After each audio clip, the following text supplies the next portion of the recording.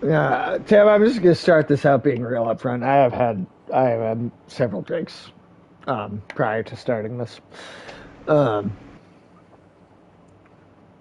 so let's see how coherent I am. I hope hopefully significantly, or just kind of. I'll settle for that. But I'm sure more than you're giving yourself credit for. so Thor, you saw Thor. Yeah, I saw Um, Thor, and coincidentally, my cat named Thor is also meowing. So if you hear a cat, Hilarious. Good. That's awesome. That it's that one specifically. How? Before I say anything, you heard me talk about it, and we'll stay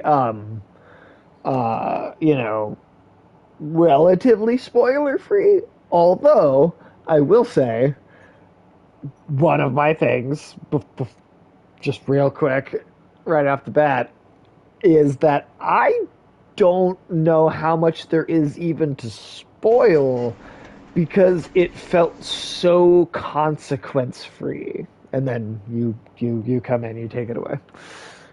yeah, like every thing that seemed like it was gonna be like a permanent consequence didn't end up be. And the biggest thing that happened was that it set up either other things or a death which is advertised as happening happens. Yep, yep. Um, I I all right. So I'm trying not to be like super spoilery, but in it, so in adapting the storylines that they did, and if anyone was to ever ask me for comic recommendations, especially like modern mainstream superhero comics, one of the top ones I would think of every time is going to be Jason Aaron's run of the Thor series. Jason Aaron wrote both the God Butcher arc and the Lady Thor stories. Right, that's the same writer, years apart from each other, but same writer. Um, I think they did a disservice to uh, both storylines by combining them. Yeah, because I feel like they didn't know how to fill that much runtime is the best thing I can come up with. It wasn't, but the other thing is it's not a very long movie. No, no, it is not. And so the idea that it's like it's having to fill time because it doesn't know what to do with its like a relatively for a Marvel movie, it's a short movie, right? Like these things get long. For a Marvel movie, it's a short film. Ragnarok was too. But like right, like it's not long. So I there is not a good reason for for them to feel like they're having to fill time in, right? Like that doesn't like there's no good reason for that. Yeah. Like it because they seem two very polarizing kind of concepts, or rather storylines. Because one is more definitely more about I could, I guess, see what they were going for if they would have not fucked it up. In that, like, Yeah,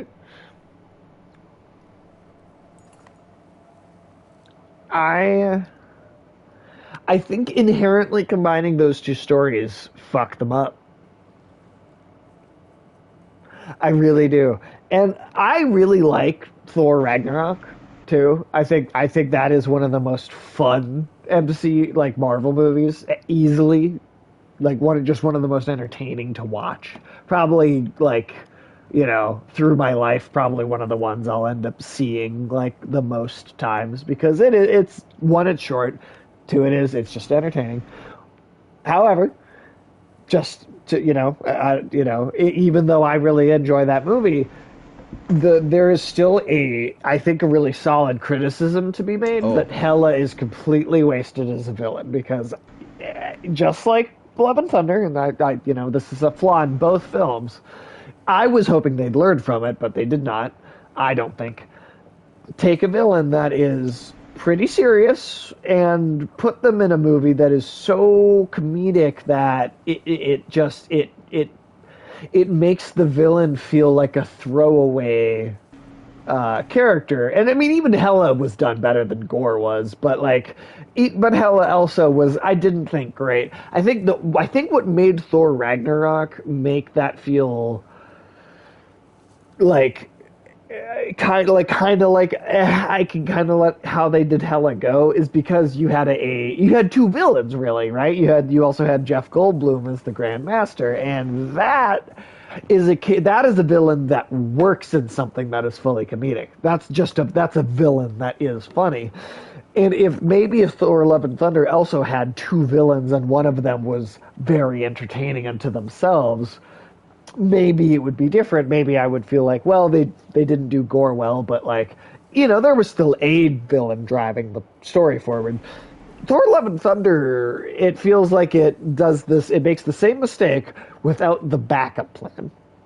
If that makes sense. If the way I'm saying that makes I sense. did say for this one, for a movie that's got a main antagonist called the God Butcher, I was really expecting more butchering. Or Yeah. even just killing in general. Yeah. Yeah. I think That's this movie yeah. may have had the lowest body count in any recent MCU movie. Because, in a lot of the others, there's, Overall. bystanders dying and shit in the background. There weren't really any bystander deaths in this one either. Yeah, it feels so plain. So much of it's so plain, and it's so just kind of it's so consequence free. Yeah, I mean, it's like because you could have major characters die, um, and if they're done well, there's an impact, and that's a criticism maybe some of comic books and of comic book movies is not killing characters off important ones. But Marvel has always generally in the movies, some comics, some not. It's back and forth. But at least for a long time, it was pretty consistent that at least there seemed to be collateral damage that, you know, main characters weren't necessarily going away, but they did a decent job at the destruction, I think, feeling like, yeah, some people definitely died in this and they did what they could to save who they could, but there's going to be some collateral. And yeah, that just feels gone. It feels like, I mean, so Tim, actually, is something I don't think you and me have ever talked about at all, let alone on the stream. But what is your experience with the 90s, honestly, the 60s through the 90s, superhero cartoon series? How much of any of those have you seen? DC or Marvel, just anything from that chunk of time. I would say sporadic to non-existent. Okay, so an era of some really great I take that animated back. shows. X-Men I did see. The 90s X-Men. No, no, no, no, no, no, no, no. Awesome. I'm so glad that was synced. Now, there are some good ones that, I mean, and some of them are they're ridiculous, but it's they're ridiculous in an earnest way. And I think that's, as a side note, I think that's when DC works at its best, is that it's goofy and kind of dumb, but it's earnest about it. That's besides the point. But there's a bunch of those cartoons that are actually very good. And then there's the ones that came out in the '60s. And Thor Ragnarok felt like one of those cartoons that came out in the '60s. To me, it felt that light and breezy and popcorn roller coaster, no consequences theme park ride bullshit.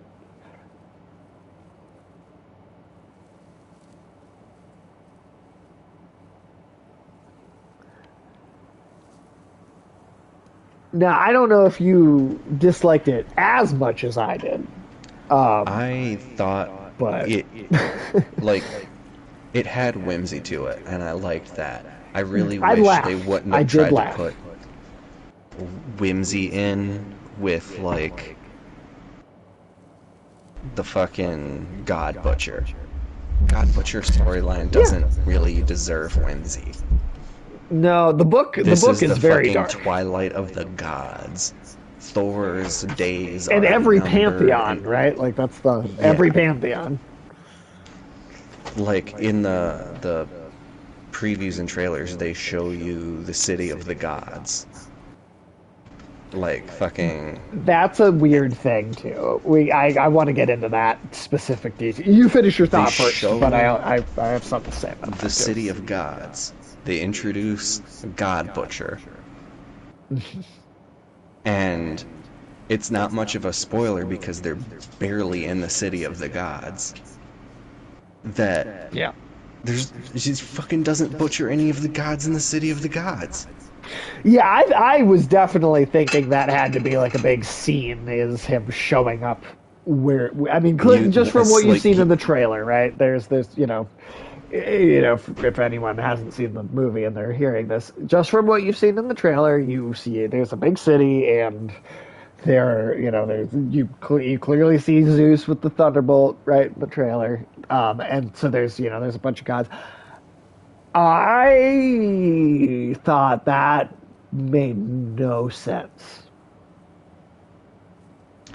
I still don't know why they had to get the MacGuffin that they did. Because it just seemed like they're like, all right, we need another weapon, and Also, it's fun like, oh, fact: Hercules is Thor's best friend in the comics. Just saying. Just throwing that out there. I'm getting the feeling that Hercules is going to have the exact opposite relationship. I will see what at this point, I don't care really what they do next. But um, so I think it would have made a lot more sense had they just gotten to Olympus.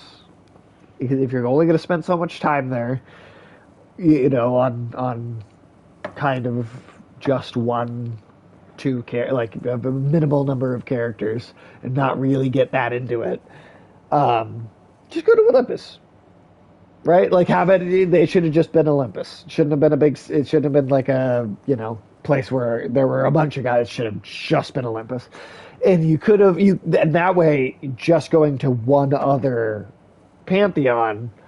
And if you don't feel like you have the time to spend with all the other ones, well, only spend time with one because it'll make the one feel like it added value. Where you literally just you can't have the rest of them really feel like they Bast was in the you know in the trailer too, right? Like that was in the trailer too. Blink, I mean, and it's what that was all that you had was just in the background, point out stuff in the background. Which, when it's done well, I don't mind that. I like the Easter eggs. I've always had fun with that stuff. But, like, usually it's in a place that, in the past, it's been in a place that makes sense. Not just there just to, hey, fuck it, let's just do it. Like, everything kind of. That's a theme with Phase 4. I just feel like when they do the fan service, it's just kind of for it to be there a lot of the time. So not all the time. WandaVision had some really good, deep comic book cuts that, like, there's like, all right, that was clever how you did that.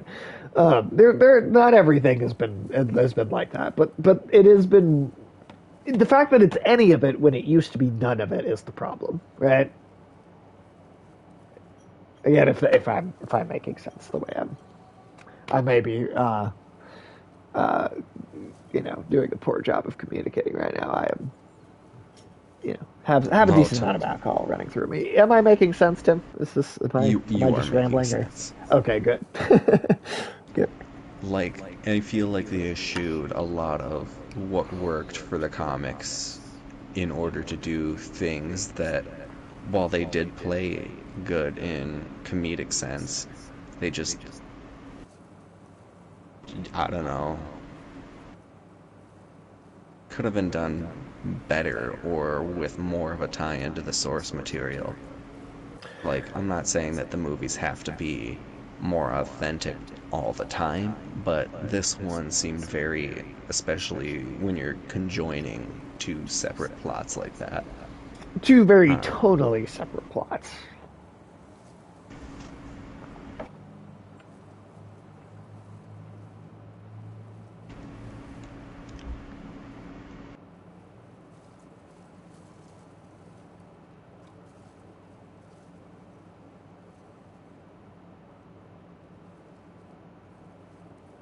Damn.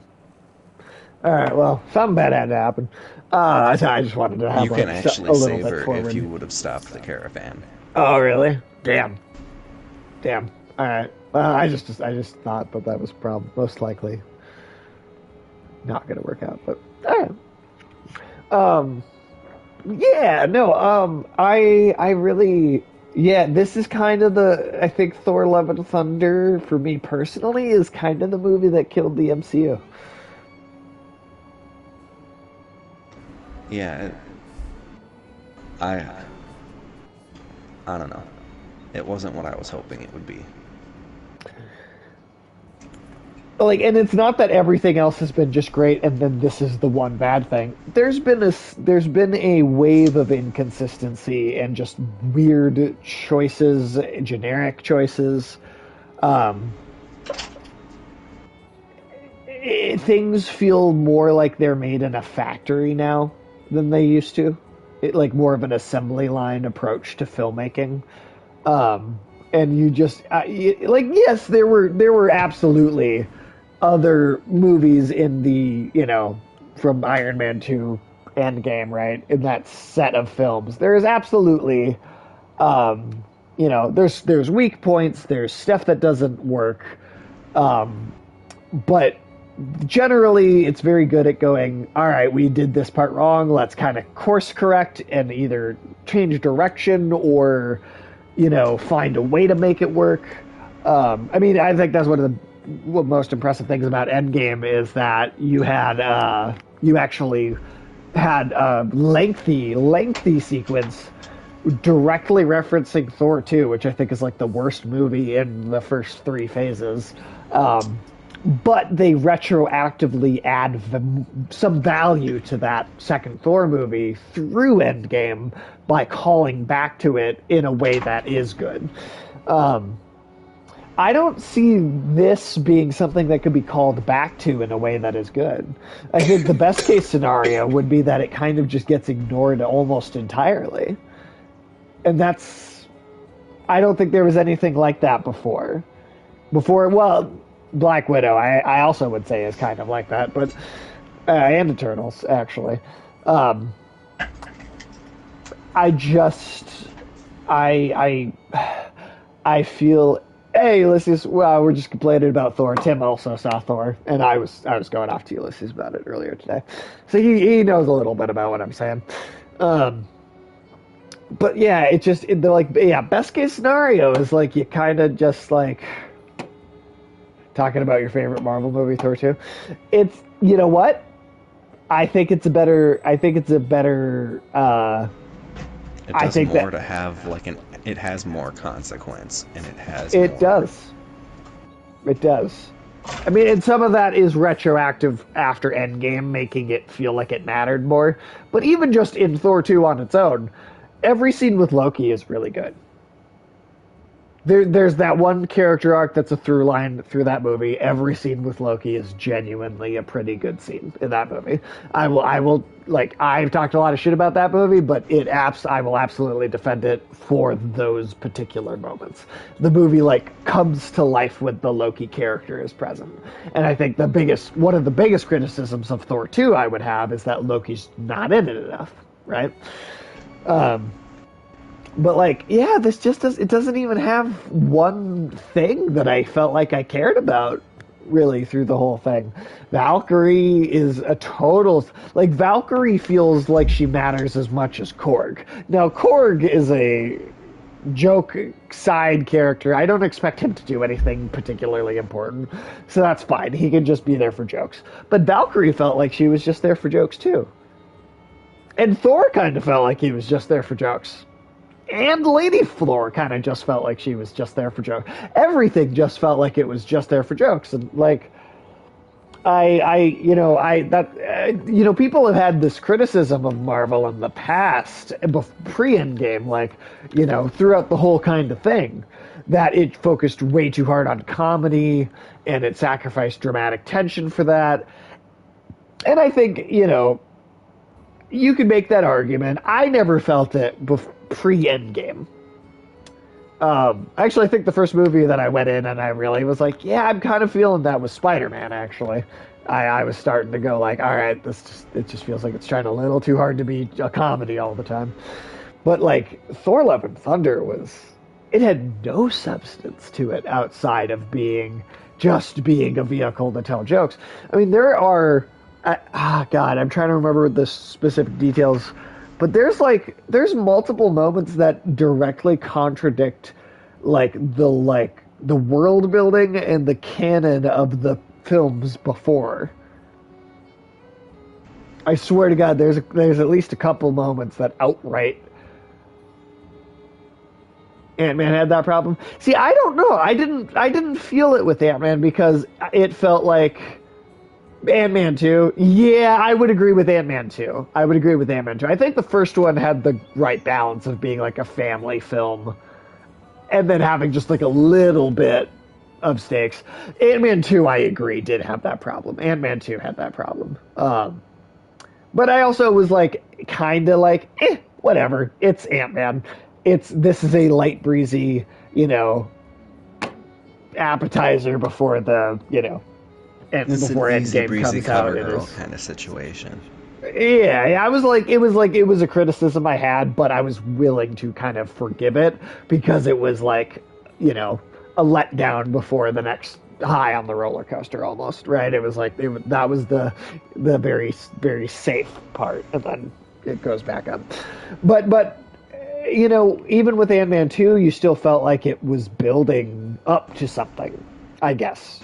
And so I think that's one thing that made the Marvel movies that were a little weaker work in the past, is that it really felt like there was like, hey, this movie wasn't that great, but like they're building up to something, and the next one might work better. But there's a goal, there's a place that we're trying to get to that we know is coming. It has been with Iron Man 1. Right, teased the Avengers. So for a decent number of movies, we had the Avengers to look forward to. Avengers teased Thanos, so we had up until Endgame to look forward to. Like there was an idea that there was a payoff coming, and I don't think you feel that at all. And this is not just Thor: Love and Thunder. I'm talking about the MCU in general. WandaVision felt like it was leading up to Doctor Strange. That worked. Other than that, what's being teased these days? I am the one character that is being set up as a big deal in the future is Kang the Conqueror.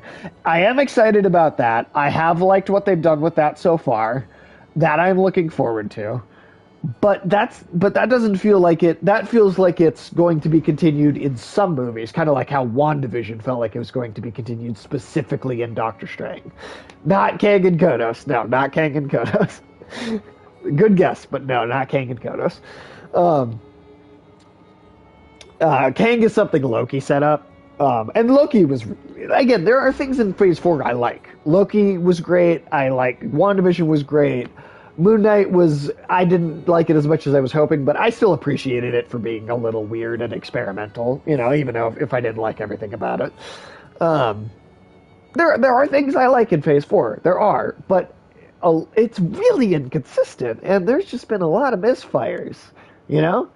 Like it's not that it's all been bad, but man, when you're putting stuff out this often, I don't think you can afford to have misfires, or at least not very many of them. Like you have such a frequent release schedule, you're gonna burn I mean, I am a super nerd, right? So I have watched all this stuff up to now. A lot of other people have already hit a wall, right? A lot of other people have already gotten fatigue about superhero content in general. Not even just Marvel, but superhero stuff. Like it's just like they're tired of it. There's so much of it. I think you can't afford misfires if you're going to have so much stuff coming out because you can't afford to burn people out. It doesn't. Yeah, a lot of it lately has sucked. Exactly. But that's what I'm saying is like you can't afford to burn people out. Like you better have a tight lid on the quality of your content if you are going to put stuff out so frequently. Otherwise, people are going to stop caring. And that's I am saying I don't care. I'm wearing a shirt of Deadpool bursting out of a gordita crunch or a taco like a fucking stripper. I love this stuff, okay? I love comic books and Marvel and DC and all of the stuff. And yes, I am just and I am it's because I love these things that I will not just accept subpar writing and storytelling when they put it out. I'm not going to just let that go, at least in terms of my own opinion. I mean, whatever, everybody gets to feel however they want, but for me personally, I can't just go like, it was fun. With these things, I care about whether these things are good or not. I care a lot about whether these things are good. Maybe too much, honestly. And so it's really disappointing. It's very disappointing. And I held out a while and with the like, well, hope, this one maybe will be good. This one, hopefully this one. And yeah, it's been a lot of stuff close together within just 2 years. It's been a lot of misfires within a very short amount of time. We had discussed before that Marvel would be best off being experimental and doing more weird shit to keep Phase 4 fresh. And you know what? There has been stuff like that. And that's been the better stuff. That's been the stuff that's been good. But it's not all of it. Some of it is really generic and just So like there is some of that experimenting like some of that stuff, but it's not enough. WandaVision was weird and very different and experimental. I think Loki was very out there. I thought that was great.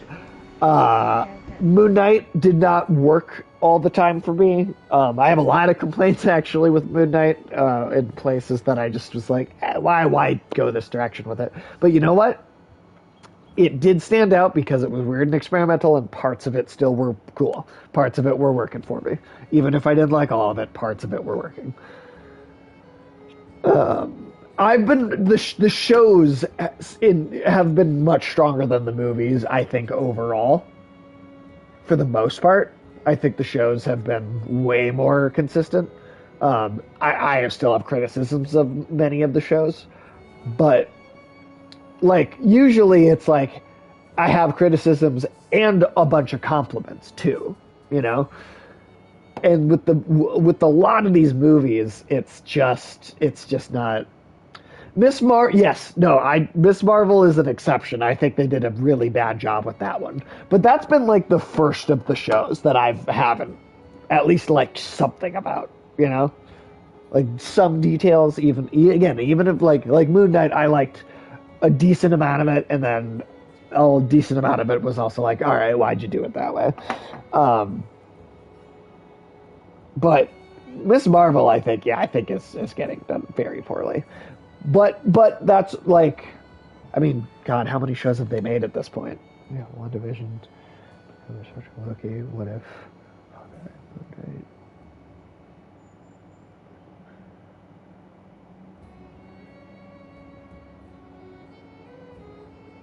God, was yeah, I don't know, yeah, that was the other. Okay, so yeah, so like, Miss Marvel is the like eighth of these shows, and out of eight across the last 2 years, it's the only one that I have had like I have just not cared, where I've just not been into anything about it. It's the only one out of eight, so that's a pretty good track record for the shows so far. Um, but for I've only enjoyed like really liked two of the movies, 2 out of 6 movies, I think. And even the ones, even those two that I liked, I still, especially Spider-Man, I have a lot of critiques about. Doctor Strange is by far my favorite of the movies in Phase 4, by a large margin. It's my favorite of the movies. But even Doctor Strange, there are things about it that I could point out that, you know, like would hold it back a bit. There are things I will absolutely say hold even that back. But it is the best of it is the cream of the crop of what we've gotten. Sorry, Tim, I'm just going on and on. I haven't even let you talk. No, I've just been listening. I'm always I always love getting your take on these And I'm kinds of proper shows, just ranting because, about it. well, because you've come from an informed place of having read the source material a lot of the time, and Yes, so a lot of them, you not know everything. how But disappointed to be by it. yeah, I mean, and that's the thing too. Is a lot of people will just I feel like I get this sometimes where people think that like comparing it to the book is like you can't compare them directly. It doesn't have to be a one. I'm not asking for a 1-to-1, right? I'm not asking for a 1-to-1. Okay, they change stuff, and in the phases 1 through 3, sometimes for the better, sometimes for the worse, depends on the movie. But they generally, when they change something in the Infinity Saga, right? I think that's what they decided to call it. So everything from Iron Man to Endgame is the Infinity Saga. Or actually, everything from Iron Man to Far From Home, I think, counts as the Infinity Saga. Um, but, excuse me. But, like, there was, if they changed something, again, when it worked, sometimes it didn't. It was not perfect, right? I'm not saying that, but generally when they made changes, they mostly thought about how those. Well, okay, so you change a certain detail about the story. How does that affect the wider mythos of the character? And sometimes the changes would work, they would even ignore them or find a way to fix it later on. But I don't feel confidence in the things that they change anymore. I really, really, really don't feel confident in changes to the source material anymore. And Miss Marvel and Thor: Love and Thunder are like a 1-2 punch for this too, coming out kind of at the same time, because Miss Marvel, I think, has been adapted. I'll pay it a couple compliments first. Casting is great. Casting is super spot on. That actress, she deserves better.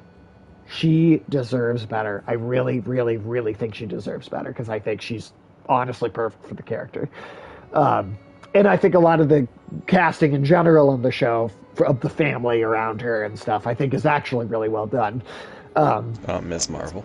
Yes, I think the casting is great. Like, just the family, just that part, just like these people as human beings interacting with each other. I think the casting is great. They have good chemistry. I'm paying all the compliments I can to it first.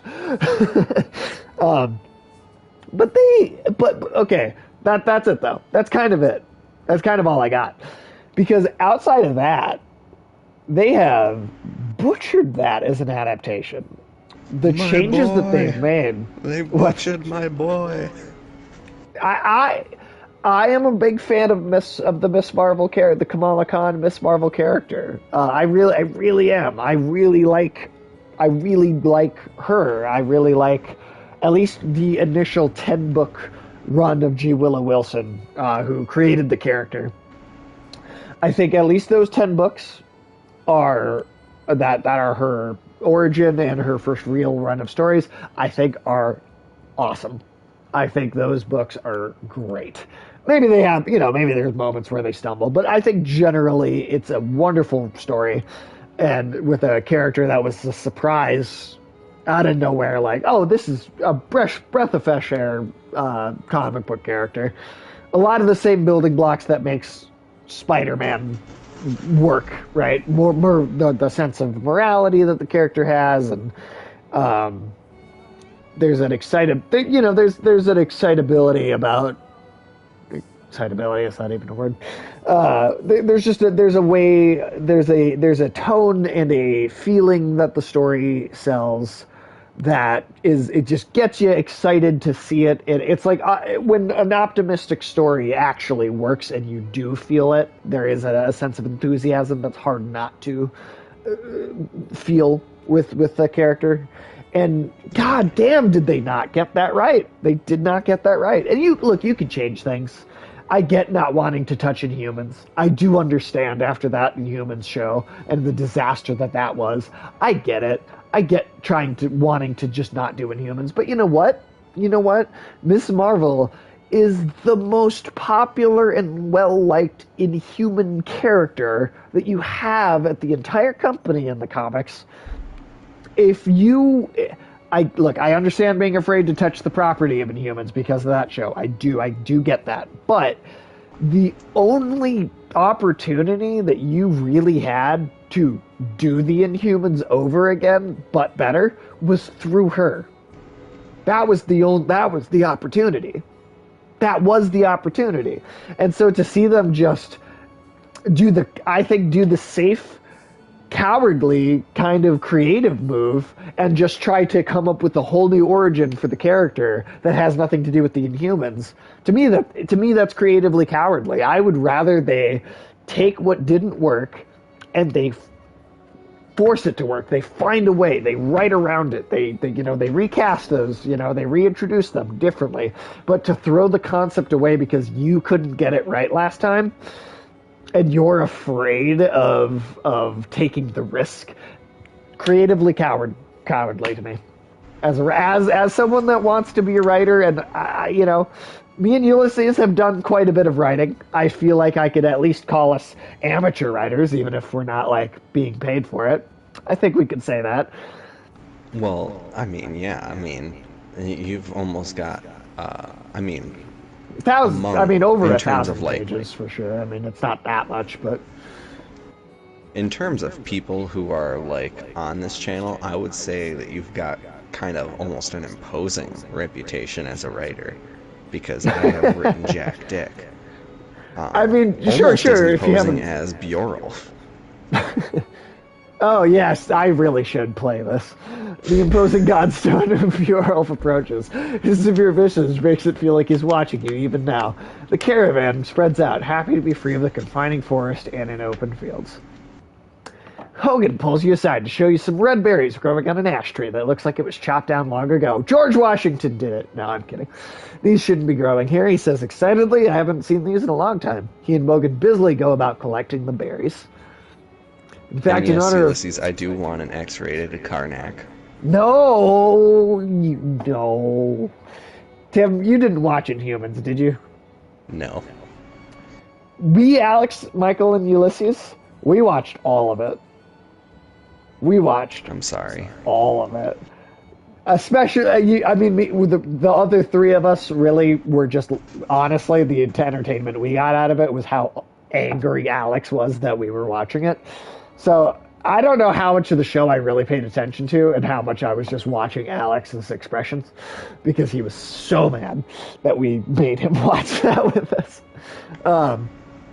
Hogan's Berries sounds like an actual show. It does, actually. But no, Karnak was played by, for some reason, this dude that looked just so old, and they just gave him a ton of sex scenes for some reason, and yeah, no, it was uncomfortable. Oh yeah, Medusa, and yeah. So Tim, do you know much about the Inhumans, like the actual main Inhuman characters in the comics? Yeah. Yeah. Which is why I was kind of stoked that we got the king of the Inhumans who promptly fucking dies in Doctor Strange. Well,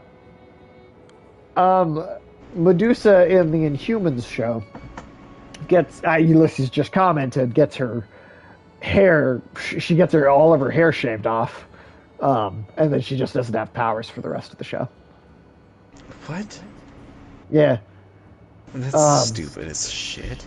Yeah, Karnak is just kind of having sex in the jungle almost the whole show. The actual city of Adelan on the moon that the Inhumans come from, it looks like a IKEA catalog based off salt and pepper shakers. Because that's how just cheap the fucking show looks. It sounds disappointing. This dude is supposed to have hooves, but hooves are expensive, so he wore boots. Oh my god. For all but one scene where they showed his hoof feet, but almost. Oh yeah, and also Lockjaw, the big bulldog with the tuning fork that teleports.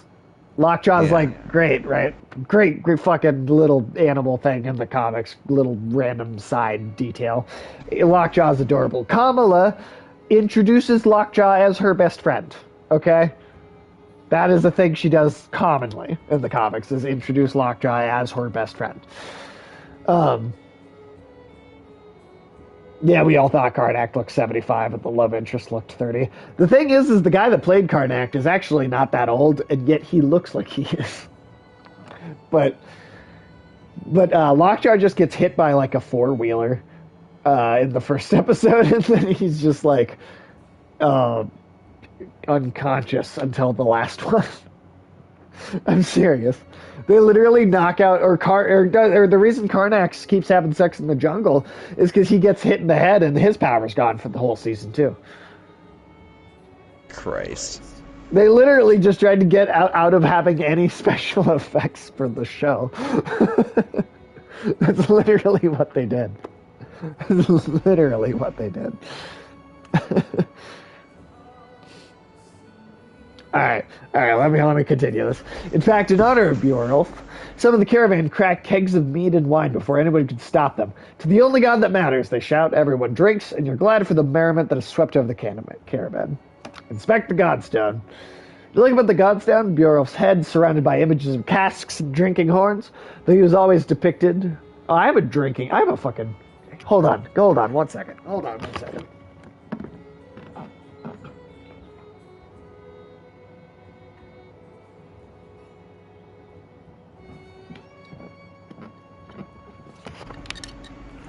Look at this. Look at this. How have I not been wearing this for every one of these streams? You need to have been. What the hell?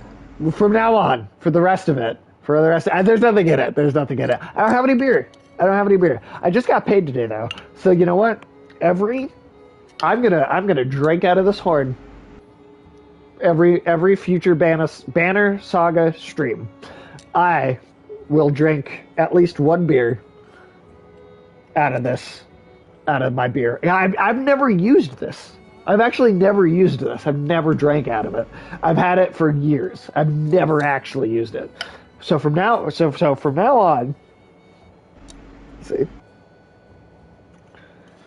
I want you to be able to see it. I don't want it to hang it down too far. From now on, this is a fixture of the stream. Me drinking out of it. Not tonight, obviously, because I don't have any beer. But from this point forward,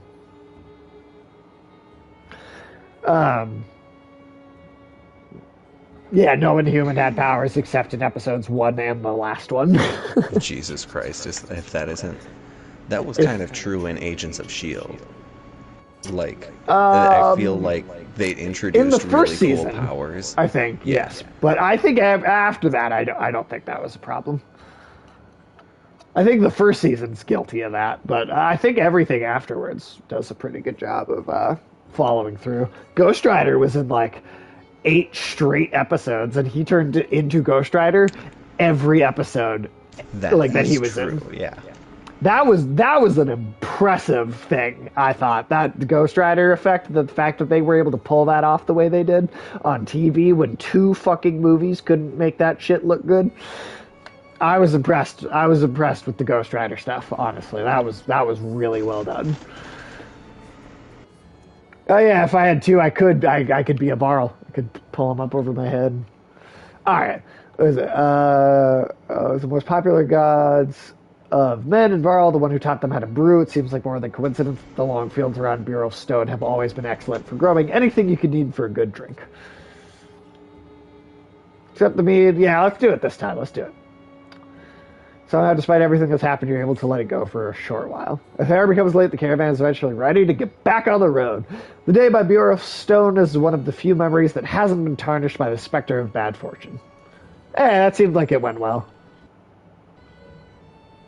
That seemed like it went well. Well, that god was the equivalent of, I want to say, Dionysus. Dionysus. Yep. So in conclusion, we can wrap up our talk about Thor and Marvel. But Tim, do you know the double toasted rating scale? Do you know how they do it? I do not. So from best to worst, their movie ratings are a better than sex, a full price, a matinee, a rental, some old bullshit, and fuck you. that is the double toasted movie rating scale. You don't have to use that. You could just say a number if that makes more sense to you. But I always, it's stuck in my mind. That's always how I think about it because I've listened to them for so long. But I would honestly say it's some old bullshit. I would put it all the way down there. And Thor: The Dark World, I would only give a rental. So I would give that a rental. I would say it's a matinee, maybe a rental. Yeah. It's a low matinee, high rental. I would say you don't have to see it to see any other Marvel movies. You have to see a lot of movies to get what's going on, but you also won't have to see it for any other movies except to figure out what the fuck is going to happen in Thor 5. Which I don't even want to see at this point, to be honest. Honestly, I feel like they only care. went to where they set up the villain to get, or they got the MacGuffin only to set up the villain. But that's the thing, is that setup is so almost non-existent. It's such a throwaway that that could I mean, you could never see that scene in this movie and see the next one, and I don't feel like you'd really have a lot of questions. You could have literally one line of dialogue at the beginning of that next movie that just entirely explains the situation without leaving out any actually important details. It makes it just so doesn't feel like it matters, you know?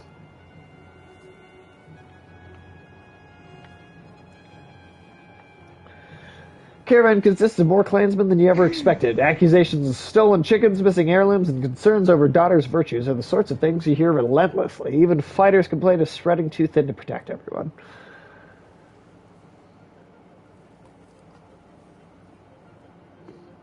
Repair, usually too tired to complain. The chores slow the caravan, but the resulting peace and productivity feels worth it. Alright. Cool. Oh, shit.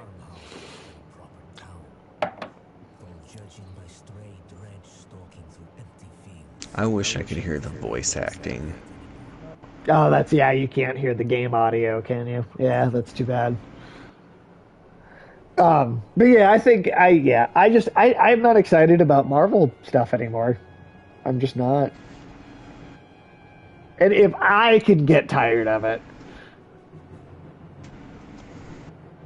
right? If I am getting tired of this stuff, I feel like that really says something. Yeah, because you are to Marvel movies what Varl are to Dredge. I mean, not okay. You're not out there Sworn enemies? killing. You're not sworn enemy. Okay, you have an innate understanding of the Mhm. Dredge. Yes, no, that makes sense. But yeah, I just yeah. Some old for me, it's some old bullshit. I really did not like that movie. Anyway, we can stop jabbering. That's almost an hour about talking about this movie. I will let it go. I will let it go. Renivik comes and goes as long as a long series of farmhouses abandoned and crawling with dredge. The farmers have probably already fled to Beauregard. You try to hurry past, but eventually spotted. Dredge start ambling in your direction. What is that? Points out Oddleaf, up near one of the longhouses. In the distance, a large person, clothed seemingly covered in blood, is cursing loudly and stumbling about. He staggers into a longhouse, laughing. Well, this guy sounds like a crazy motherfucker. I bet Ulysses saw this guy on the bus. Judge heading your direction turned back roaring and began to pound on the longhouse door. Seemed to be holding a grudge against this particular person. You doubt the door will hold for long. Sounds good as Sage's favorite superhero movie, Green Lantern. God damn it with the Green Lantern. That's a fuck you. No, the Green Lantern movie, that is a fuck you on the double toasted rating scale. That one is a fuck you. It is definitely not as bad as that still. No, that Green Lantern movie is horrible. Absolutely horrible. Fuck no. Unredeemable. No way to. Yes. Unredeemable. Green Lantern, dude. Green Lantern is one of my favorites. One of my absolute favorite comic Why books. is this lantern glowing green? That's basically the level of dialogue that was in that movie. And it was the second time Galactus and Fantastic Four 2 Rise of the Silver Surfer in 2006 being the first time. Green Lantern was the second time they turned a big comic villain into a clown. That's the second time they did that. Ridiculous. You're gonna learn how to, or you're gonna fear the color green today, Galactus. Yeah, no, Galactus is he's a big purple pimp, man. That's what he's supposed Did to you be. He looks stop like a in big purple Rainovic, pimp. or did you keep going? Oh, I kept going. I was like, you know what? This person. Oof. Did I miss a whole bunch of stuff by doing that? Playable character and Oh, a shit. way into the city you're coming up to. Oh, damn. All right. They really fuck you up with that. Shit. All right. Well, we're sticking to it. We're gonna see what happens. I will end up playing this again. I legitimately will end up playing this again. So that's okay. I don't mind getting, one ending versus another this time. I will totally play this again. Green Lantern shakes fist at Cloud. Yeah, no, they made Green Lantern the meme of Abe Simpson shaking his fist at the Cloud in the newspaper. That's what they fucking did. That's what they reduced. That's what they reduced Green Lantern to. Gaunt man and woman approach the caravan, hands held high. A word, friends, the man says. We are poor farmers, down on our luck. The woman hits him and says, we're outlaws, plain and simple. 10 of us, and we'll help you in a fight for some food up front. What are your crimes? Misunderstandings, the man says. Mead houses are confusing. Never know when you've drank your share. The woman hits him again and says, we've stolen, killed a few when we had to. Skills that might benefit you out here. Huh. I don't trust them. I don't trust that. No. We're so much more than the man stops as the woman glares at him. He nods and they shuffle away quietly. Takes until camp is set to notice that a few of your supplies have gone. Nah, they stole from us anyway. Have you guys seen recent Simpsons? The chick who voices Marge is straight up losing her voice and they make her go, oh no, really? Oh, that's shitty. They just fucking force her to. That God, The Simpsons is something that needs to die. I will celebrate. I will have a series finale party for The Simpsons, just celebrating the fact that it finally fucking stopped. That will be the party. I will fucking do that.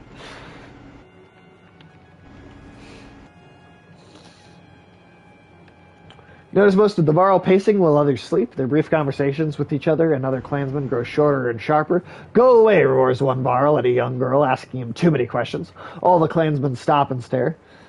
I'm just sending my head. I'll use a bit of space to stretch, you say. Why don't you and the other Varl take the lead, set the pace, we'll follow. He looks at you and nods, appreciating the graceful compromise. Hell yeah. I'm a good leader.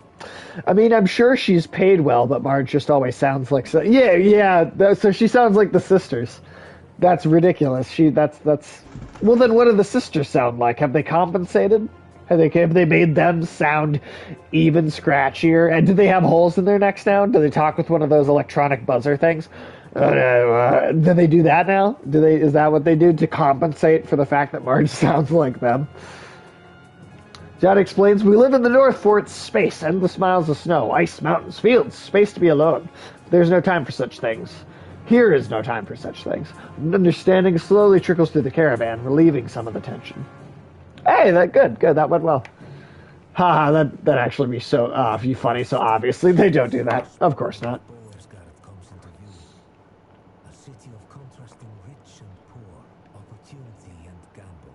You know, this would be done if I didn't talk so much.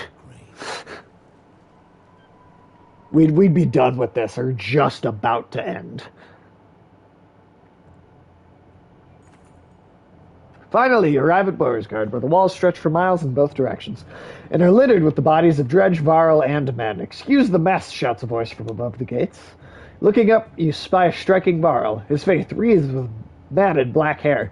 Movement at the gate catches your eye. Dredge are still banging on the gate doors without lock. Let us in, you shout. Show me something worth keeping, he shouts, gesturing towards the Dredge. You've got to be kidding me, mutters oddly as she knocks an arrow. When they open that gate, there's going to be one more corpse. Yeah, be one of those totally silent, dead-eyed street. Well, no, I'm not saying that. I'm just saying that this game, we also literally would have finished this already. But I mean, yeah, obviously that's not a good thing. I don't want to be silent. I do think that's boring. Tim, have you ever gone onto a stream on Twitch? God, see, I feel bad because I feel like I'm not letting you really converse. I'm just taking over. But let me ask you this question, then you can talk. Have you ever gone onto a stream where somebody's just been sitting there? You're just kind of silently. You're just kind of sitting there.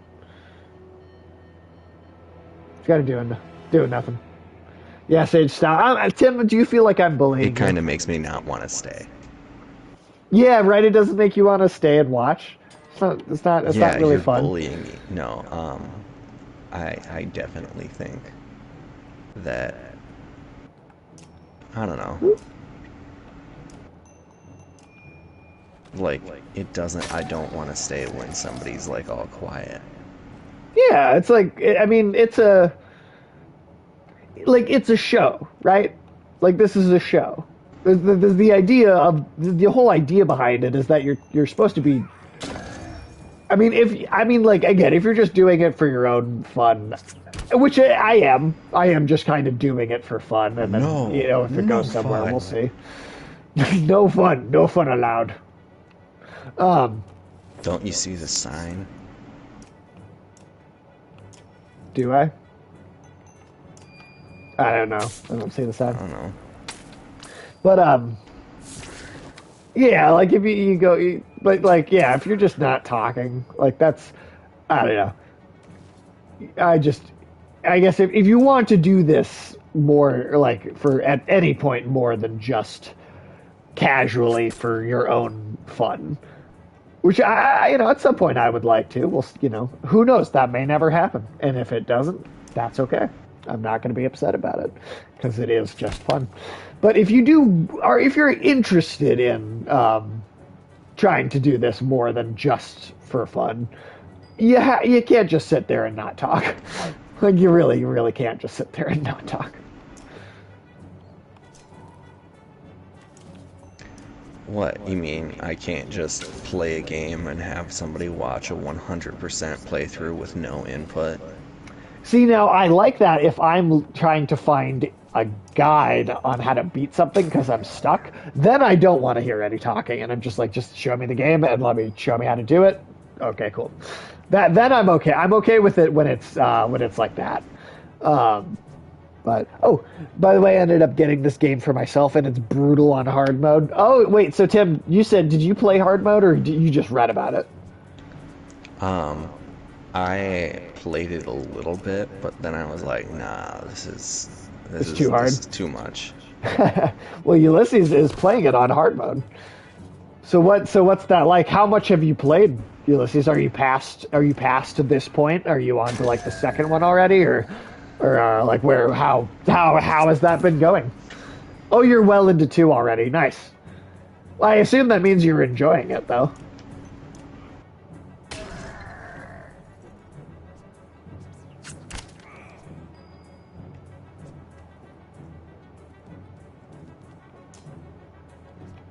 Not quite. Yeah, if you would have gone into that Pisses me little off sometimes, but it's good.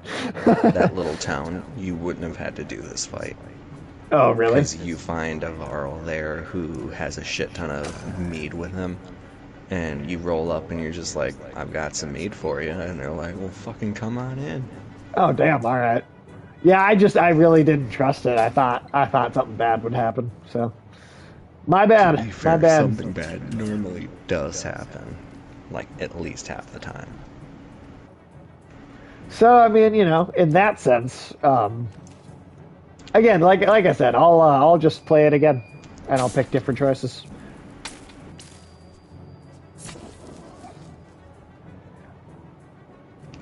Yeah, my first time I played through on normal, and I played through the first game on normal, and then the second time I played the first game, I did it on easy, and then 2 and 3 I went back to normal for. Nice. Because, like, based on certain decisions you make that you'll find out shortly, it kind of has major ramifications on... Right.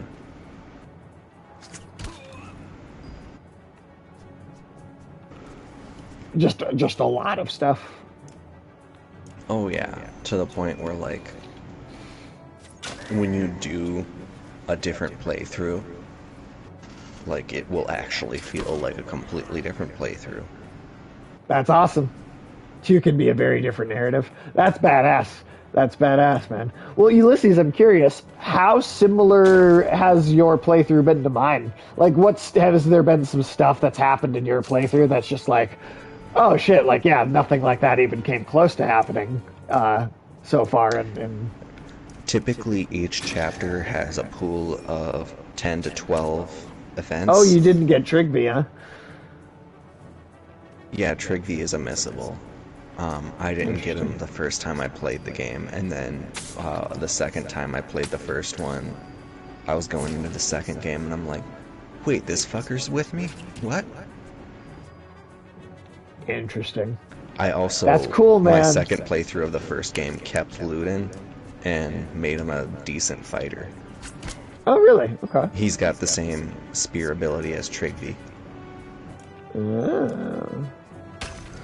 And so, like, you could lay a trap down with Oddleaf and then use his spear thing to knock the enemy back into the trap.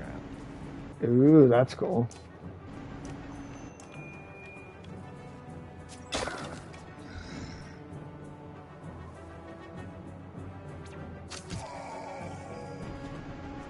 Oh, shit.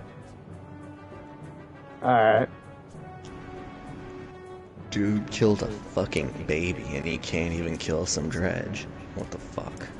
I barely got to level up my dudes until 2 because of food. Oh, yeah, fair. I mean, yeah, fair enough.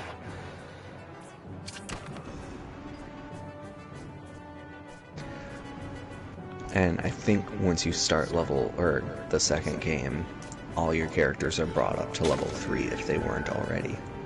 Okay. And then once you start the third game, it's like they're all level 6. But the level cap is then level 15. It goes up by like 5 each game. Okay. I'm pretty sure.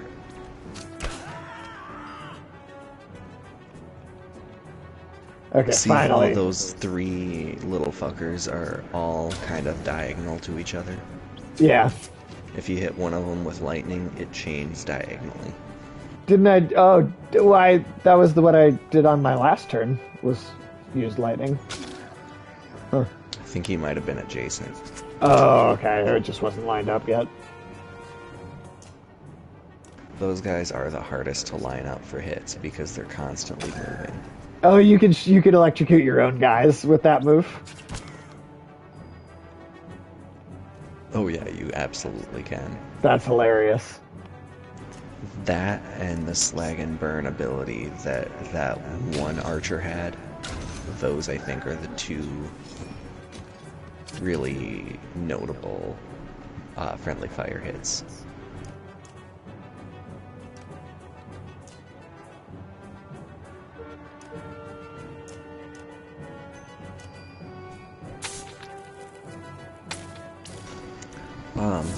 So far, the plan tomorrow, or the plan for Corbin and I, is to do a co-host takeover tomorrow. Oh yeah. And for that one, Okay. we're gonna switch it up and play Fall Guys because Nice. it's gonna be a nice. I think we've had 4 sessions of Divinity. Divinity now. I think that'll probably be something that me and Corbin also stream. I played it and I actually didn't mind. I enjoyed it. Michael may get in on that as well because he has a Switch and it is crossplay. But yeah. Oh, here we go. The Menders finally noticed what was going on, huh? And we're either saved or completely screwed. Rook, we've come a long ways, some of as far as Skoger. Are you in charge here? Charge of the governor, I suppose. Listen, if you have something to tell him, say it now, otherwise you're on your own. I don't care where you go, but stirring up trouble is probably the only reason you'll see me again. It won't be to talk. Mender, come along, we're going to see the governor. Bilberg leaves with Ivan, who goes willingly, signaling that he's fine. Man, this is just like Frostfeller all over again. This is nothing like Frostfeller. The one in Bearskin is probably leading the Ravens. Ravens. Is that good or bad? It depends on who they're working for. Hopefully it really is the governor, not someone trying to strong-arm their way into a seat. I guess we wait for Ivan to tell us, if he comes back. Not worried about Ivan. I'm worried about the army of refugees we brought who don't belong here. You're probably right. Nobody ever uttered a nice thing about Beauregard, so what now? We ought to go to the docks and see what our options are, in case we need to leave quickly. Did you notice the city guards when we came in? What guards? I have a feeling the Ravens are all they've got left. Something serious went down, and when Belliver gets here, he's going to walk right through this place without even breaking his stride. Let's keep that to ourselves for now. So the docks. Ugh. And at this point, how much more would you say there is, Tim? 45 minutes. Damn. Maybe 40. All right. Food. God damn it, food. All right. When you go to the docks, your heart sinks. Oh, shy. Oh no, go ahead. I forgot that it's not this. It's like after this dialogue. When you get to the docks, your heart sinks. Not a long ship to be seen. Aside from wrecks, bodies float in the water, buildings are trashed and boarded up. What happened here, murmurs Alette. They're all gone, says Ivan, approaching alone. I see you had the same thought as me. All right, what were you going to say, Tim? That when given the chance, you'll have to decide between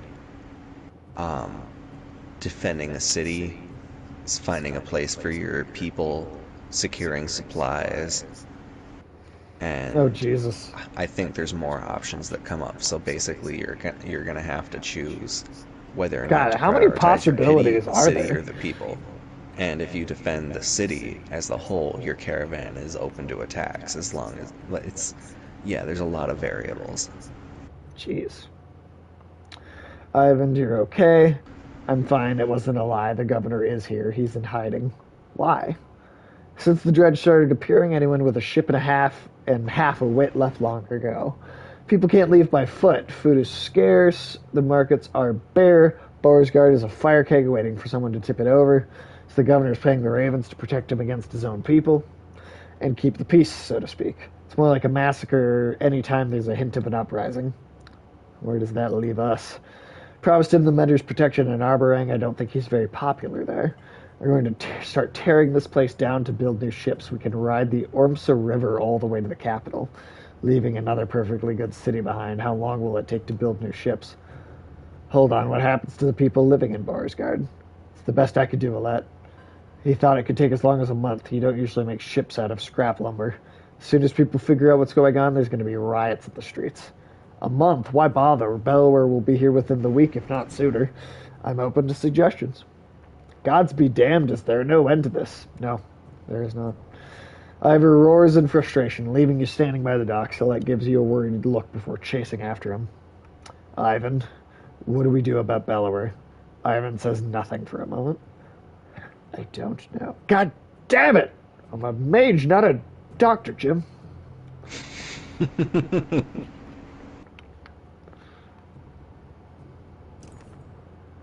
Find Ivor standing on the city walls overlooking the fields outside. Dredge are keeping their distance, but continue to gather. I'm okay, Rook. Ivor cuts you off before you can say anything. You know he's been through worse. Just feels like someone should cut us a break every now and then. If we want to be standing a month from now, we're going to have to be prepared. What did you have in mind? First off, our clansmen need a place to stay. They'll get torn to pieces in the streets. Keep an eye on the dredge up here. If they break through the walls, we're done for, so we'll have to keep them back. Could always use a hand with that.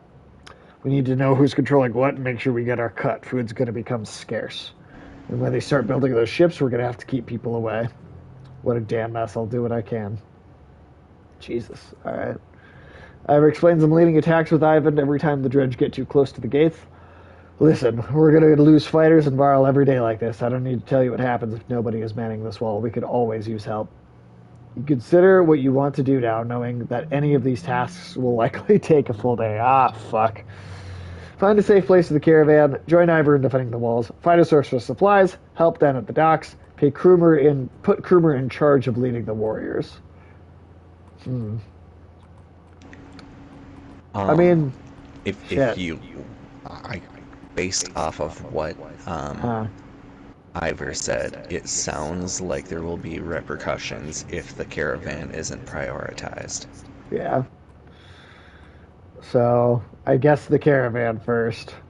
So our caravan is spread out in the streets where they're attracting attention. You could look for a public house like Frostfeller. You could figure out that if you made camp in the open, you could at least keep everyone together. With people leaving the city recently, there might be abandoned houses you could squat in.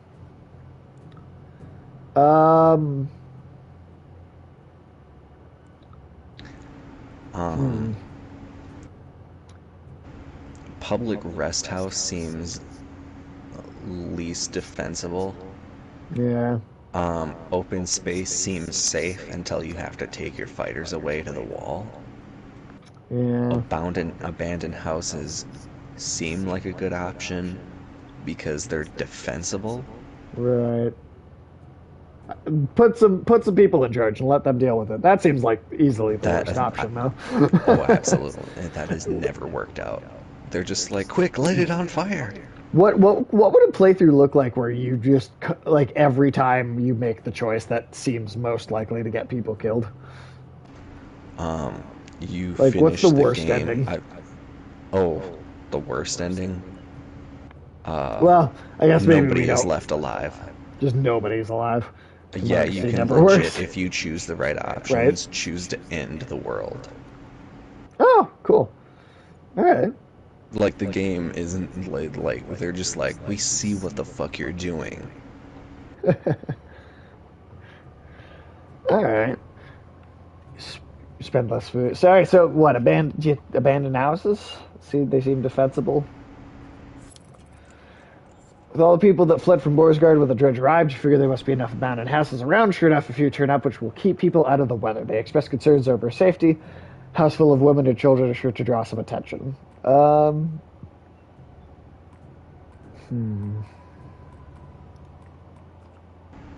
feel like leaders wouldn't do anything if the houses were attacked. No, I sound like managers. Take volunteers to watch over the houses, mostly the older or wounded fighters, who wouldn't be much help against the dredge anyway. Hopefully they won't be missed on the walls, but you feel better knowing your clansmen will be that much safer. I know that that is like the worst ending that you can get, but that's out of like literally I think 24 endings, God, it's crazy how much there is to this. Like how many and that's potential ways you can take excluding this. certain characters dying or not making it that Right, don't have an impact on the ending, but right. some of them that you do keep alive are there in the final cutscene. Huh. Ivor points out the dredge along the wall. There's a lot more of them, and they're getting braver, he says. We lost a fair number of fighters since yesterday. We could use your help if there's nobody left to defend the walls. ... One of your clansmen from the caravan finds you. Just want to tell you that everything seems to be fine. He says regarding the people in the caravan, there was a little scuffle with some looters, but the fighters you left sorted everything out. Consider what you want to do now, knowing any of these tasks will likely take a full day. I feel like defending the walls or supplies would make the most sense, right?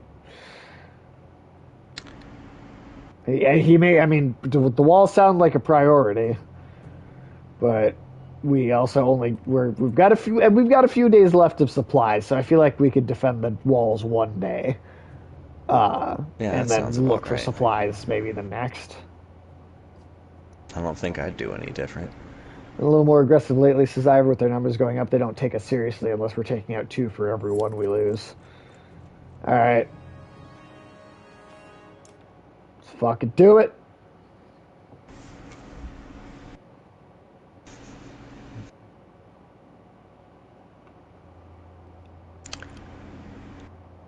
There was a game called Pillars of Eternity that looked like it could be interesting. I've heard of that, but I don't really know much about it. So it's more oriented along the classic uh, D&D party style kind of thing, where Oh, that's an Obsidian you're, game. yeah, Okay. it's less linked to individual progress, but your success as a team. Like you find NPCs scattered, and you have the chance to invite them into your party, or just hire a band of mercenaries that you like hand raise yourself. Um, but the combat is less invigorating than the first Dragon Age, which you remember what that was, correct? Yeah. Oh, yeah. I played the first Dragon Age. It's like, It's less Ulysses says engaging it's like than a that. modern Baldur's Gate 2. Yes, that is exactly how I would put it, except you can have a party of 6 instead of 4. Okay. And there are radiant choices for each thing based off of like, all right, you're in a temple. Well, you have the wizard that has high lore, so you're able to decipher the runes and figure out the prayer that opens up a secret room.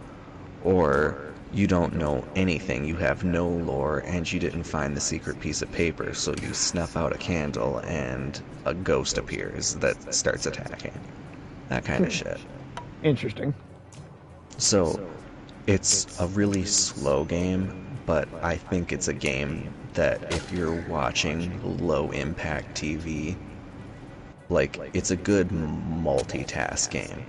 I Okay. personally don't think I'm going to be able to finish it just because the story wasn't able to pull me in enough, like even when I was paying full attention. Okay. And the ability for your success is less oriented on skill and rather if your characters have good attack rolls behind the scenes, because each Okay. time your character swings, it's a check against all of your stats. Oh shit! And I totally electrocuted my own guys there. This was just telling me I could accidentally do that. whoopsie doopsie.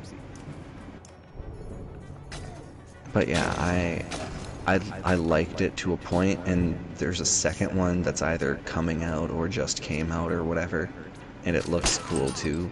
But the thrill of that D&D setting for me is in the people that you're playing with, because you have some genuinely fucking interesting things that your friends come up with that you never considered.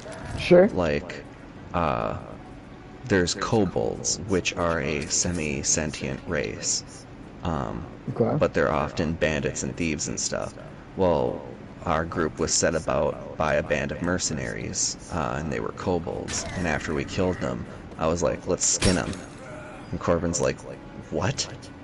Let's skin them. You do realize these are a semi-sentient race, right? Like, they have feelings and stuff. They have families. And I was like, no, we need to send a fucking message. So we're in the middle of a massive city, and here I am skinning kobolds to build, like, weave into a banner to pile on top of their corpses. And it does send a message, and it pisses off an underground boss that we wouldn't have otherwise encountered. Interesting. Because I just had to skin a bunch of kobolds. Meanwhile, the rest of the party is basically fucking dead because one of them's a gnome thief who was in the melee, and we kept going through, like, we went into the fucking warehouse, and we beat up a gang, got them to give us information, and we were like riding high, and we don't rest or anything. We go into the sewers, and we're fighting shit, and we open a door, and it's a fucking ooze that traps the fucking gnome in it. And so part of the session is figuring out how do you kill an ooze when every hit that you throw into it just kind of passes through. Huh. So it's Okay. puzzle solving, but also kind of hearing things like the gnome go like, all right, I want to climb on that. Dude, you cannot climb everything. I want to climb it. Was the ooze named Alex? You know, you can actually use, like, sometimes there are named monsters and stuff, but you don't realize it until you've already killed them, and then the other monster goes, Daryl, oh shit, you killed my brother. Okay. Like the Rick and Morty one. Ulysses said Pillars of Eternity 2 came out a while back, and it is much better gameplay wise. Ha. I might give that one a try if it ever becomes free to play. Pillars of Eternity, the first one, it was on my list to get for a while, but I wasn't totally sold on it. But with the subscription thing, Oh shit. Okay. It's right at the. So I do have to defend the wall because otherwise this thing is gonna. Oh shit. But the boats. Fuck, that's a tough choice. think you, I think you, oh, Go try and stop the riots and the destruction of the boats that we're trying to build, which is the whole reason we're holding them off in the first place, or to go and deal with a stone singer that is gonna be an issue. I feel like you have to do the Stone Singer because if the Ravens are down by the dock, worse is gonna happen is a bunch of Boar's Guardians are killed. Alright. And they're not in your caravan, so. Yeah. Alright. Alright. Yeah. And I would agree with you, Ulysses, it did get overshadowed by Divinity Original Sin 2 because that game, based off of this first game and Divinity Original Sin, I like that approach to D&D a little bit more. But also, I know Pillars of Eternity is trying to be more of its original thing, and it's also going off of like the older Baldur's Gate games. And not to mention, it's a hand-drawn labor of love, which really kind of lends a lot of praise towards the games in that vein that came before it. And I'm a really big fan of people who pay their respects to people who have been in the game longer and who laid the groundwork for them. 15. Jesus. Oh, Gunnulf's not gonna do shit anymore.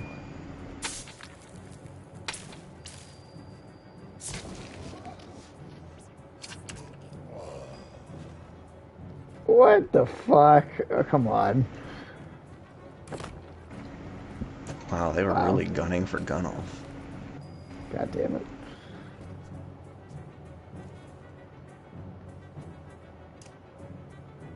But yes, I would say Original Sin 2 is, I think, the most fun I've had playing a game set in the D&D style. Just It's because, way like, over there. I don't know. Fuck. I think it's able to create characters and stories that make up for the lack of other people playing with you. And the fact that other people can drop in and play with you is a pleasant asset to it that I think really heightens the experience. But having, like, your followers have, like, complex narratives, like one of them's just a mercenary, but you find out he was like the mercenary who accidentally genocided the elves. Huh. It's a fun background. And you're like, oh, thank gods, we're gonna go see the gods. And you're like, what do you mean the gods are all dead? Like, but I don't know. That's also kind of another point in D&D's favor, is because there's more than just one way to do it. Yeah. It's based off entirely personal preference, because you can have a game that has a rigid structure and a lot of math behind the scenes. You can have something that's a little bit more exuberant and a breath of fresh air, like Divinity Original Sin. You can have something that's more true to the older styles of D&D and older D&D games, like Pillars of Eternity. Yeah, like Sort of a new wave of old RPGs from the 90s that were D&D adjacent without basically being D&D. video Like the games original that Fallout. utilize stats and stuff like the Constitution, Charisma, all that shit. That is entirely derived from D&D, because Oh, for sure. that was That's Knights of the Old Republic is like that too. and it's Yeah. something that I really enjoy that it's managed to influence, because a lot of the fucking people who made those older games were huge fucking nerds that played D&D in their downtime. Right.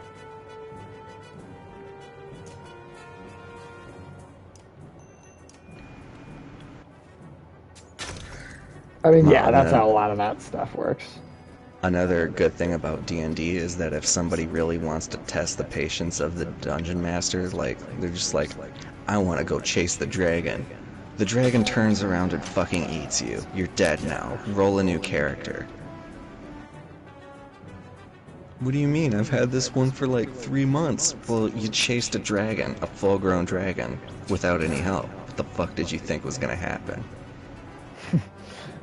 Fallout was supposedly going to use the D&D rules, but the developers got told their game was too offensive to be linked to D&D. Oof. Yeah, that's another thing. Wizards of the Coast have routinely been, I don't know, like... Oh, I mean, do you know about the fucking crazy guy? That like big name in the company as far as like the Magic the Gathering stuff went. That like the fucking crazy man. I'm not entirely sure what you're talking about, but I have a couple ideas as to what it might be. Oh, Ulysses knows it way better than me. Ulysses, do you know what I'm talking about? Do you remember that guy's name? Can you help me remember that? Because I don't remember the specific details. I just remember he was fucking crazy.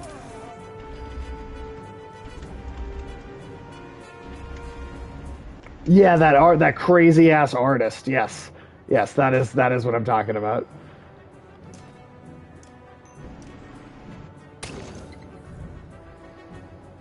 Noah Bradley. Yeah, Noah. Look up Noah Bradley, everybody. That's some weird shit. I'll tell you that much. There's some weird shit.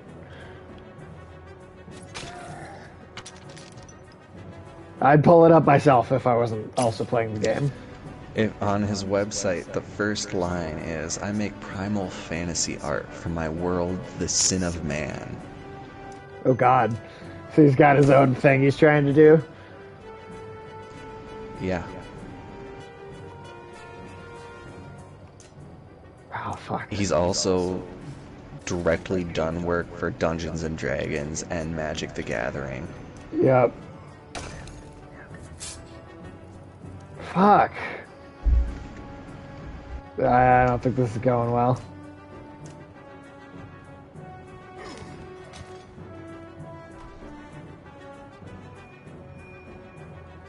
Shit. I lost. That's it. That's it. I wonder what is it just gonna be like you're dead, try again, or is it gonna be like they've breached the walls, everyone's dead now? Right, I don't know. Who knows? One hit, one fucking hit.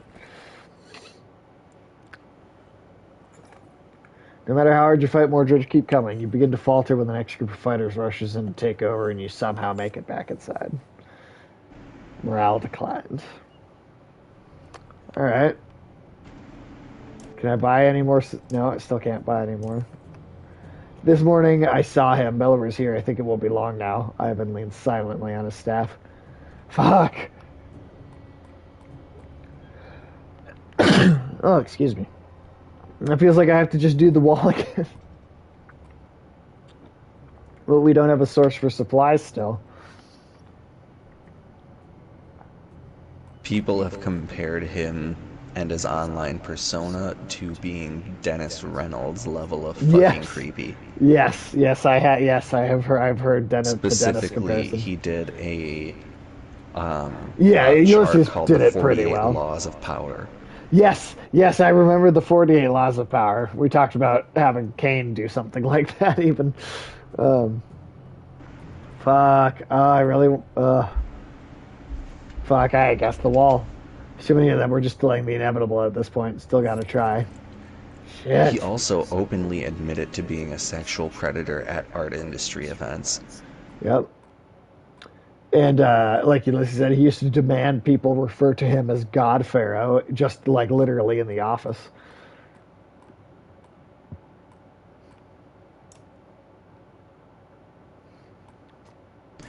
There was a different person, because Noah Bradley was fired in 2020, like in June. Yeah, that's definitely still who I'm thinking of, though. There was a guy that was fired from the company discreetly, but who was in a management, like an upper management role. And he was fired for sexual assault. And about there's 2 been a or few 3 people years from... went by, and they rehired him back on in the same role as before, because the controversy around his sexual assault had passed. So Wizards of the Coast definitely has some fucked up shit in their hiring, because they're willing to tolerate someone as long as they're not getting bad press, or as long as they think they won't be. Yeah, he just got a vacation, basically. Yeah. Noah Bradley seems to be absolutely fucking destroyed. Like, nobody wants to work with him. His website hasn't been updated in 2 years. Yeah, no, he's gone. I mean, But that guy was a cartoon character of like a crazy person. Like, he wasn't even just weird or ridiculous or an asshole. He was like a cartoon character version of an asshole. How familiar with the name Gary Gygax are you? I've heard it before, but I couldn't tell you off the top of my head. He's penned by some as the creator of D&D. Okay. But what is there has been a lot of because D&D has been the source of a lot of different things in pop culture, and so a lot of people have been kind of curious, and the face value is Gary Gygax created D&D. Right. And then there's, Gary Gygax and Dave Arneson, who hasn't been credited for the game in years. And then you go back even further, and you're like, holy shit, Dave Arneson fucking wrote the rule set for D&D. Like, wrote a lot of the base lore. He wrote a couple characters that ended up being renamed and retooled to be featured in a lot of work today. Okay. And he began in the Twin fucking Cities. Oh. That is where D&D got its start, in the Twin Cities. And so it was a group of people all working together to kind of build up this Blackmore kind of game.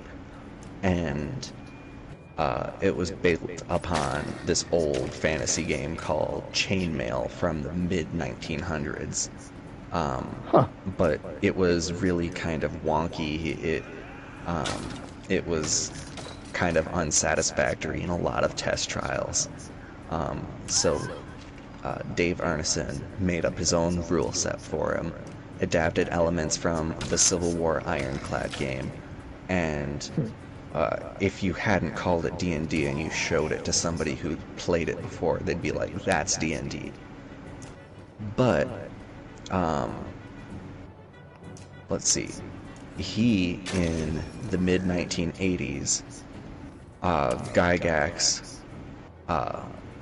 forced Arneson kind of out of, like, they were in a company together. They were going to make a tabletop version game. They were going to make their game.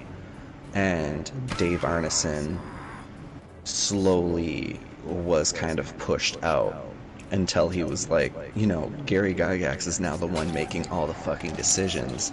And he didn't even do most of this work. And so Gygax was like, look, I'm going to demote you to one of these low roles. You're going to get a pay decrease, but you will retain your rights. And the dude was so fucking offended. He's like, you know what? Fuck you. And he left. And then he was just conveniently written out of all the history about the game. So the person who actually made D&D is some fucking dude named Dave Arneson who died in 2009 in St. Paul. Huh. Interesting.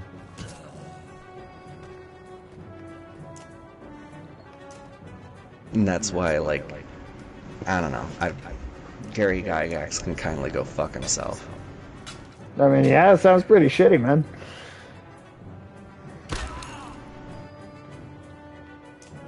Because it's not even like the Winklevoss fucking thing where, like, they're like, hey, let's set up the Fuck, Marry, Kill website. But... oh shit, I should have done one more. Oof. Well, at least he won't do any damage with his next hit. True.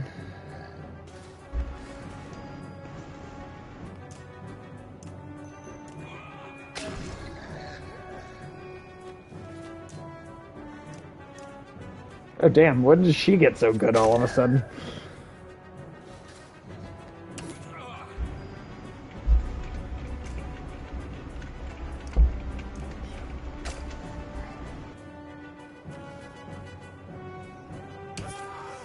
Okay, well.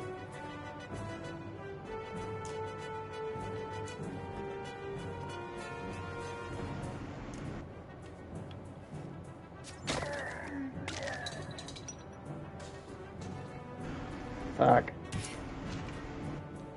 And then, because he still owned the royalties apparently, they made enough changes to it to call it, they made, there was like the original D&D without the name. And then they made Advanced Dungeons and Dragons. They changed just enough of the rule set to be legally safe from not being able to pay him royalties, and they fucked him out of all royalties for the game he created. Yeah, that is just corporate, just assholery at its worst. Fuck. What the real kicker is that he and Gygax were like best buds. Like he would, like Gygax lived in Illinois, and they would come and stay at Arneson's house for like days or weeks, playing in parties and shit, and like having all sorts of good old fucking times. And so, like, he was like, I fucking looked up to Gygax like he was an older brother or like a father, and the bastard stabbed me in the back.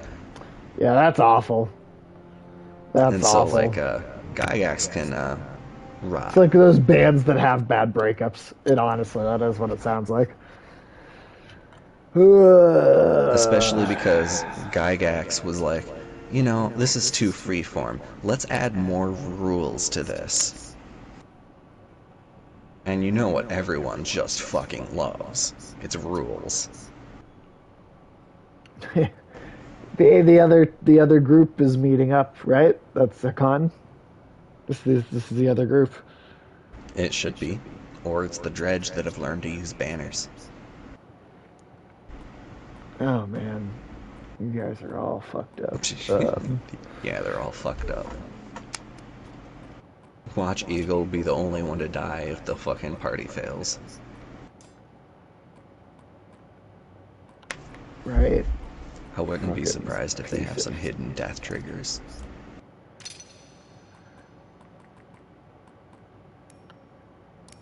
I think it is kind of cool that D&D got its start in the Twin Cities.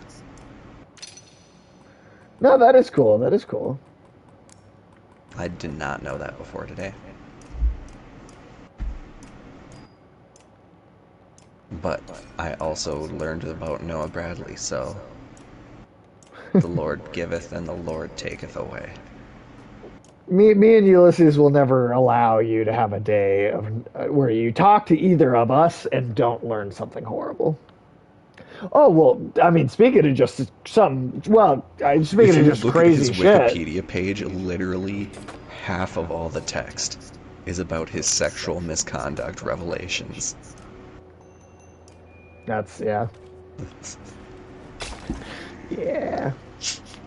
Well, Tim, You're did you right, did you Ulysses. It fucking is see like what bands that happened? have bad breakups. But what happened? Tell me what happened. Did you the most recent ex prime minister of Japan was like a Oh fucking yeah, assassinated yesterday. Shinzo Abe. Yeah. And I absolutely hated his fucking politics. He was like on the way to remilitarizing Japan, and he was like looking after the old fucking warlords of Japan. Yeah, it's a homemade gun. Made a Yeah, homemade gun. and Some wild it shit. was somebody who was in the Japanese Navy Yep. in 2000 and apparently had some sort of personal vendetta relating to somebody that died as a direct result of Shinzo Abe. But until I feel like we get further away from this, we're gonna be hearing a lot of people trying to come up with a lot of different reasons why one of the largest, I feel like this is one of the biggest political assassinations of the 21st century. Yeah. I heard he was also a conspiracy nut. Yeah. I mean, I know it was the people making biggest. homemade guns. I mean that, but I believe that. No person that was ever running for, attained, or had retired from being prime minister in Japan had been assassinated since World War II. Yeah, that's pretty crazy, man. America has even had more recent assassinations of active sitting presidents. Yeah, that's pretty wild, dude. That's, I mean, Dude was at the fucking G20. right. And then I think he's like the first member or former member of G20 to be assassinated as well.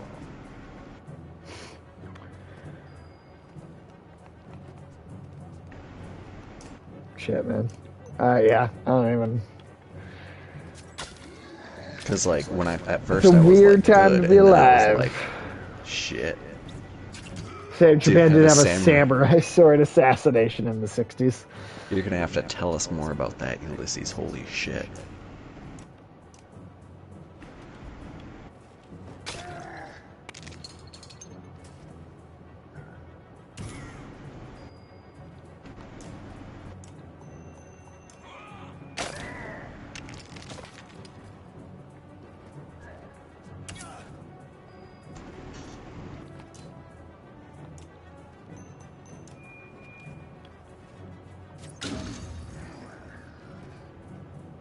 come on.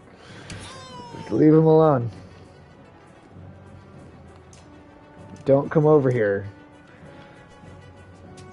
Yeah, fuck off. She's just a weird leaf. I'm sorry, odd leaf.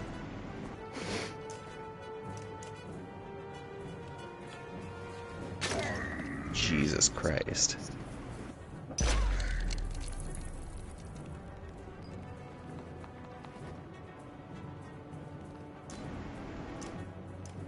Now, because it's so different between country to country, would you say that that was the more right-wing or left-wing government that socialist party was? Because I know Shinzo Abe was a member of the conservative equivalent, which is why I was so surprised that he peacefully abdicated. That was something that was like a legitimate concern during the... They were left-wing, I think. Closer to communists. Which, like, communism on paper, but I feel like a lot of times communism got really fucked over in the practice. There's no way to not. There's no way to. People bring up this idea of like, well, there's a way to wake. There's a version of communism that totally works. It's just that no one's ever done it. That is literally would only be possible if an AI was running it, which maybe will happen. I don't know. Which is exactly why it only works in theory, because like it only works looks in theory. really good in these but books, democracy's but once kind you of add proved the itself. Hubris of man. Democracy's kind of proved itself to only work in theory, though, too. So.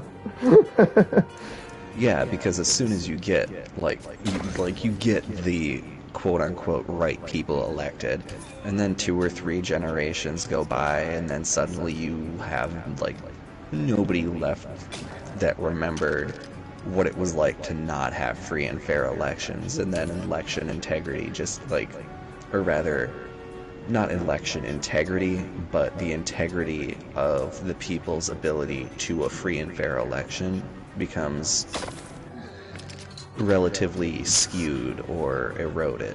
Because would you say that like people today have the same voting power in same like China as they did 30 years ago? Would no, the because people they're in fucking China? communists. I'd say they never had any, and I would say neither did we. Exactly. There's like, when the country was founded, we were like, alright, we're gonna have elected officials and everything. It's gonna be fucking great. And I think it took only 1 generation from the people like Hamilton early in life. He's like, we gotta get people over here. We gotta get them voting. We need to make the voting process really, really open to everyone. And then Hamilton, 25 years later, he's like, we need to get these goddamn immigrants out of here. They're fucking up our voting polls because they're getting everyone who shouldn't be in power elected. And I wanted to decide who was going to elect people, goddammit. Oh shit, it's Juno. Yeah, she was alive the whole time. I mean, yeah. Yeah, shit, yeah, it's kind of a given at that point. I wasn't sure I'd ever see you again, Ivan. She smiles in the embrace. Ivan is completely taken aback as though he doesn't dare believe she's real. I'm sorry I couldn't make it to Sigerholm. I ran into problems. Problems is putting it lightly. There's a mile-wide canyon practically splitting the world in two over those hills. Couldn't find a place to cross. Worse, Dredger practically falling out of it like blood from a wound. Not coming from the north anymore. They're everywhere. We noticed. Glad to see you made it out alive, Ingvar. I take it the others didn't. Hakan becomes quiet, then he motions toward Juno. She got across somehow, found her out cold for a second time since leaving Strand. We need every axe we can get right now. Bellower is here. Gods be damned, I thought I was free of that menace. I will deal with Bellower. Come on, no need to tempt him by standing out here. Interesting. Hakon's caravan enters the city, fighting off waves of dredge as they go. To your relief, hundreds of skilled warriors are now safely in Bowersgard. Nice! Khan joins you with his personal bodyguard, Milger. Behind him, the Prince Ludin and his entourage are in tow, though looking less than pleased to be here. One last trip to make. I need this one to come with me, she says, pointing to you. Sorry, Ivan, you must wait for me one last time. Do not let the city fall before I return. It takes everything within Ivan's power to hold back, but he does. She turns to you. Rook, come with me. We'll return in 2 days, maybe less if you're as quick as you look. Tell anyone who needs to know. Where? Why? Oh. Oops, I hit the wrong one. Fiona pauses and something shifts in your vision for just a moment. I know it's hard, she says, her voice filling your head, and you've already been through a lot. She speaks again, the rest of the world melts away, but you're needed. You can't find the words to argue. Alright. Oh, so, okay, we leave as them. And everything else is just on autopilot. You don't remember leaving the city, but here you are, walking through unfamiliar ground behind Judo. You're alone, aside from hundreds of dredge who are all facing toward an enormous stone ahead. The hairs on the back of your neck stand up. Is this the cliffhanger that we're about to... No. We're just about to walk into? No? There's some more dialogue, and then another battle and some dialogue, and then it's over. Oh, I figured we'd fight Bellower before this was over. You do. We're at the Godstone of Strauss. Glanced nervously around, but the dredge didn't seem to hear her. It's okay, you can speak softly. Is this where you're going to sacrifice me? Judo smiles. What could have come across as profoundly creepy looks sincere instead. No, the dredge cannot see us. To be more precise, they can see us, but I've convinced them to be unconcerned. I can understand your apprehension, though. Who are you? Wish we'd had time for a proper introduction. My name is Junior. I am on the Mender Council. You've met Ivan, my apprentice. How are you doing these things? Controlling minds. I thought Menders built things and healed wounds. You are right. Menders do these things. Some of us still practice the teachings given to the Loom Mother's first creations.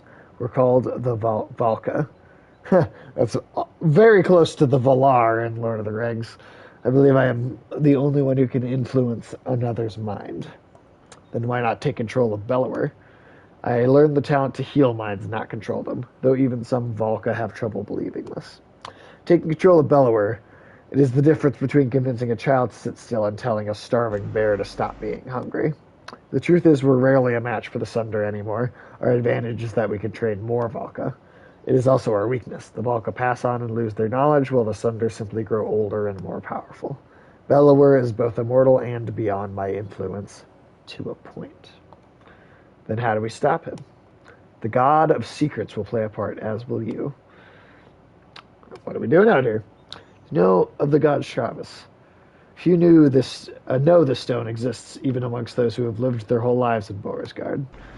When Dingler deals in fortune, Travis taught men the value of trade in a different way. He showed them it has consequence, two sides of the same coin. See the silver in the stone? The gales up here wear away the stone, but the metal remains. We need a piece of this silver. The god Travis is wreathed by imagery of silver weapons. The myths say he traded these weapons to the gods, and they used them to kill each other. Those who seek out the stone call him the god of trade. The Menders call him god of secrets. He was both. Okay. They seem to be drawn to the Godstone. There are many things we don't know about Travis. Maybe they see him as a patron, or it is an attraction they cannot explain. Does Travis have something to do with that serpent in Nigertoft? What was that thing? I cannot say. Can't? I have my suspicions, but until I've had time at the Mender libraries, it would be unwise to speculate. For all our knowledge, it always seems as though we know little. Imagine how the rest of us feel.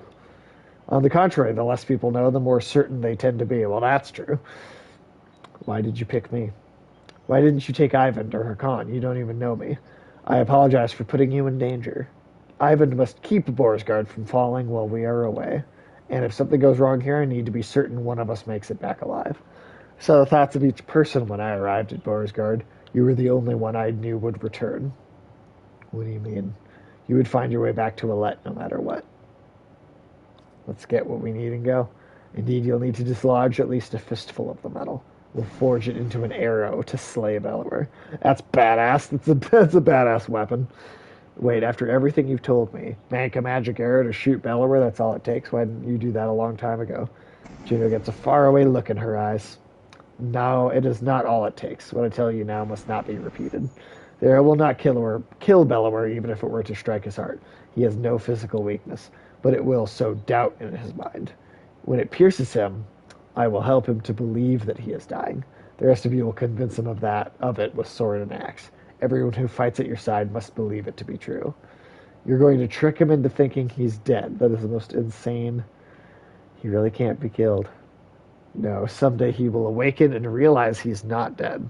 I imagine he will be quite upset. Yeah, I'd be pissed. I would be pissed. First, we must make the arrow. Focus on the task at hand. She looks numbingly at the godstone, waiting for you to start climbing. Rook, I am not certain how the dredge will react when you do this. And behind us is a sudden drop, so be careful. Shit.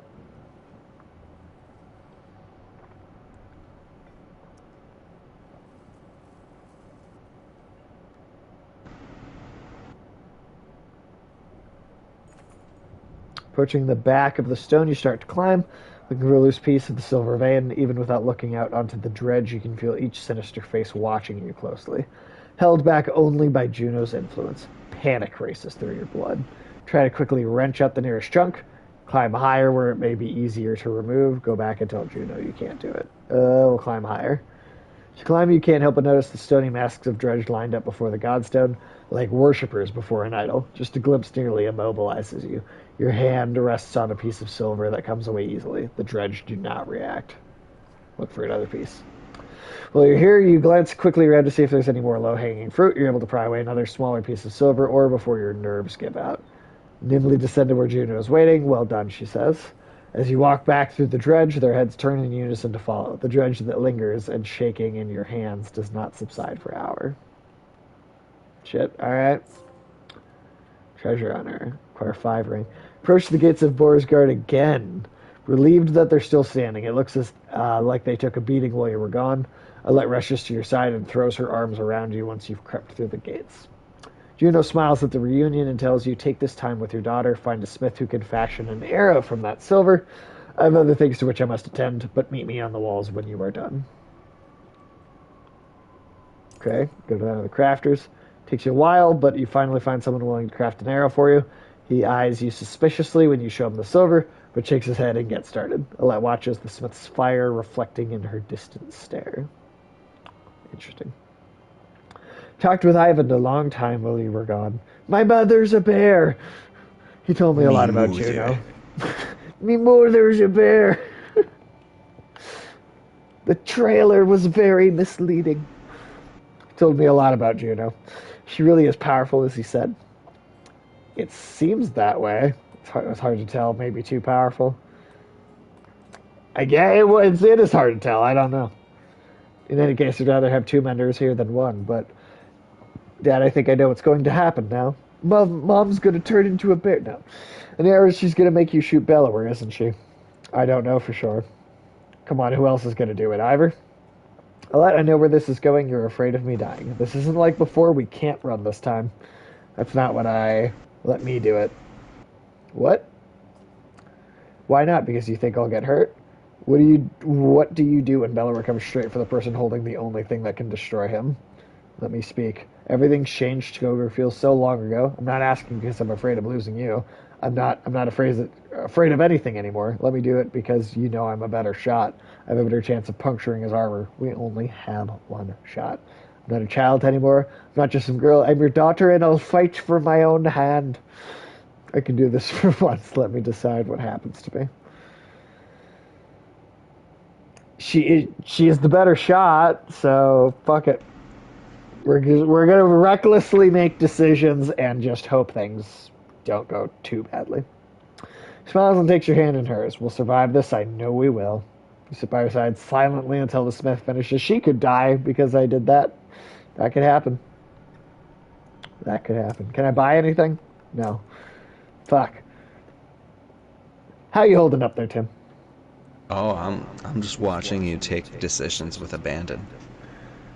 I was kind of hoping you wouldn't pick that option. Oh, really? Well, Yeah, well, kind of me too. it's gonna happen now. I'm we're the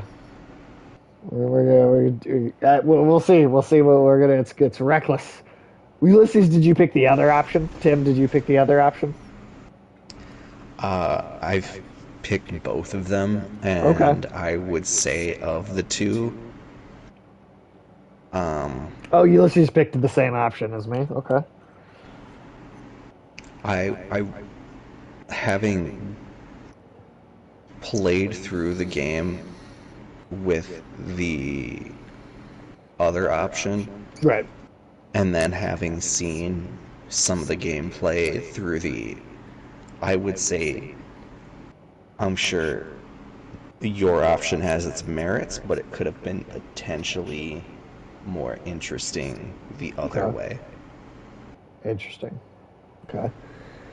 All right, there he is. Juno is in the middle of an animated debate as you approach, the arrow in your hand. There is little time left. Bellower knows we're here. Whether he is waiting for more of his forces to arrive or simply wants to starve us out first, I cannot tell. But he will not expect a direct attack. Is this a joke? How are we going to do that? I'll take a handful of warriors to face him. I can keep a small group hidden from sight. The rest of you will lead the charge from here. I don't regret my choice at all. I think it's great story-wise. Oh, for sure. I guess you just wanted to see what would happen the other way. I guess I mean like that's the thing about this game. I feel like maybe there is there are some options that are like definitely the bad option, but like it seems like for the most part it's just like just pick something and it's going to be interesting one way or another. The rest of you will lead the charge Exactly. from here. With luck, Bellower will send his armies away from. I'm just lazy to do a whole other playthrough. Well, maybe not soon, but like 10 years later, you might feel motivated to play it again. Bellower will send his armies away from himself to meet you. What about the Ravens? They are protest. They will not. I've arranged a task for them. Even if you make it to Bellower, what chance is there of defeating him? We saw what happened at Eintertoft. That thing can't be killed. Juno shows them the arrow you had forged from the Godstone silver. This will make him bleed like the rest of us. Once he is pierced, he will be vulnerable. She looks you in the eyes. We only have one. Do not miss, and bring only those you absolutely need. It will take all my concentration to keep the other dredge from swallowing us up. I cannot join in battle. And if we kill Bellower, then what? The dredge will just wander away?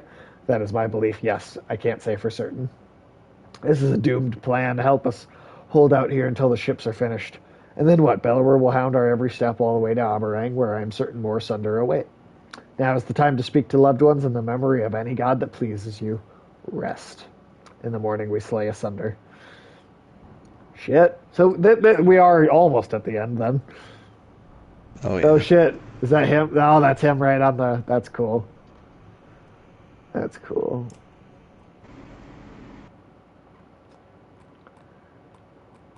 Oh shit, we can't even take anyone else. Damn. Okay. Oh wait, yes we can. Okay. But don't take. But they said not to take very many, right? Well, I Is think take. you can take the full amount of people. I think they're just meaning that you can only bring Oh right. Okay. the Take a people in full. your it's yeah. Okay. All right.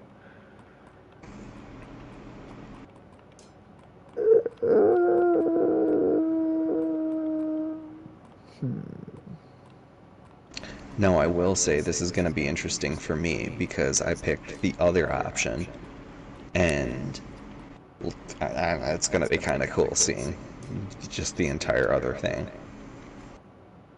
No, I don't have to do the other playthrough, Ulysses. Nah, nah, nah. So this is what you remember. Your eyes in silence walk through empty streets. Upon the wall, two armies stand quietly watching each other. Your footsteps echo on the wooden floorboards as you approach Juno. She breaks the silence. It's time, she says. Gather your allies. Today one thing will end and another will begin, and our actions will decide on which side we stand. All right, here we go. Is it the boss and that's it? Or is there like a bunch is there much after that? There's a little bit after that. And we squeezed over 2 hours out of this, even though there was like an hour of gameplay left because I went on so long about Thor and the MCU. Seal your fearless, and Well, I will try to guide you. Actually, 2 lets you start with this choice off the bat if you want. Oh, really? Okay.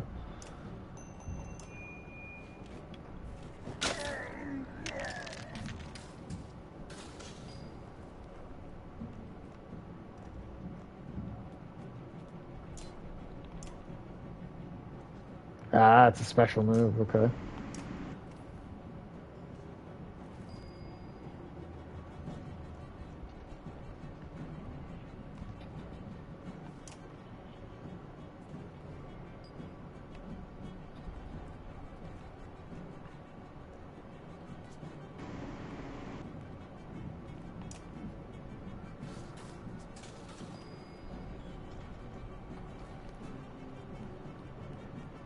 So we only have to beat Bellimer, right? That's what he just said. Oh, come on. Yeah. Fucking really? All right.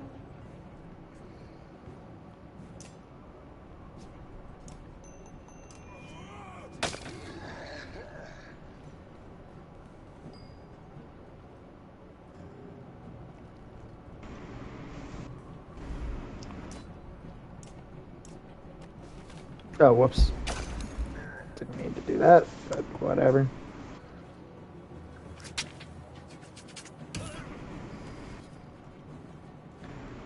Yeah, that is right. I completely forgot about that, Ulysses.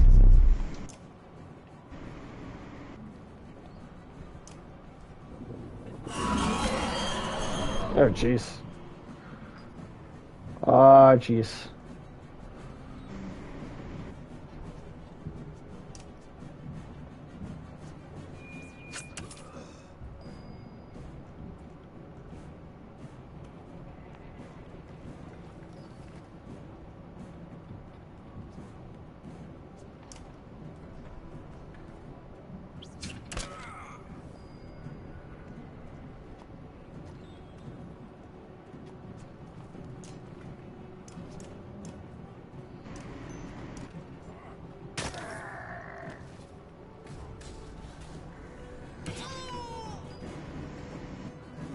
Shit.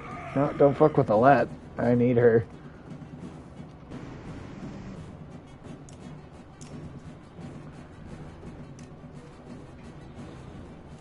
Why can't I?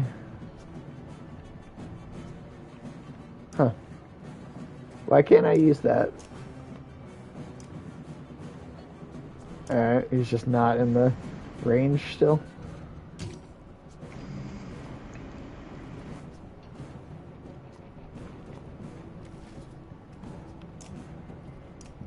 Maybe you need to take out the regular things and isolate him.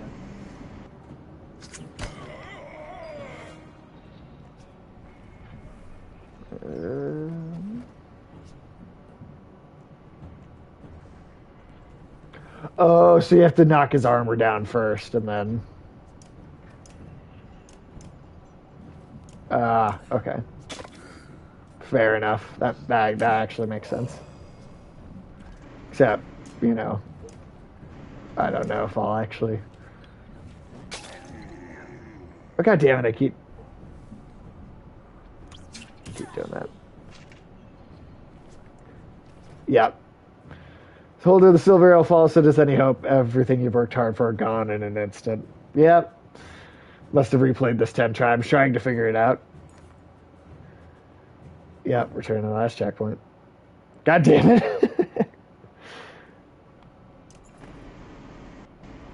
Yep. Christ. Christ in all hell.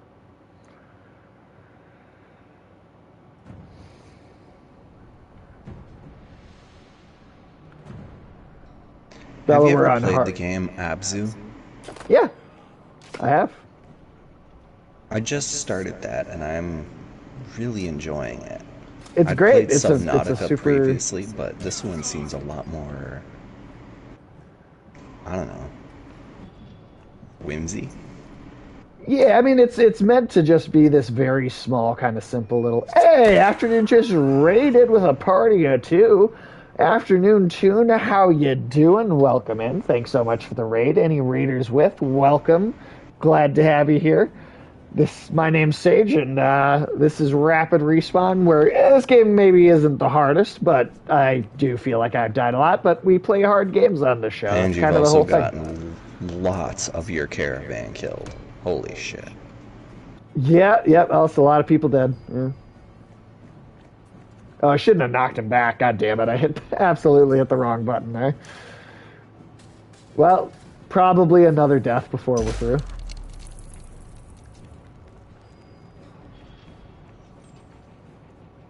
Probably another death before we're through.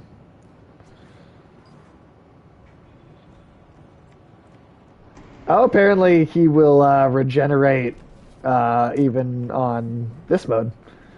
Yeah, hey, afternoon, Tune. How are you doing this evening? Thank you so much for the very kind raid. Appreciate that. I think Hope you're doing well. part of the difference is that he has more health and armor. Sure. Fuck, man, come on. I have not watched it yet. But so far the show hasn't really let me down yet. So I'm hoping, hoping for good things. I'm sure I will end up liking it.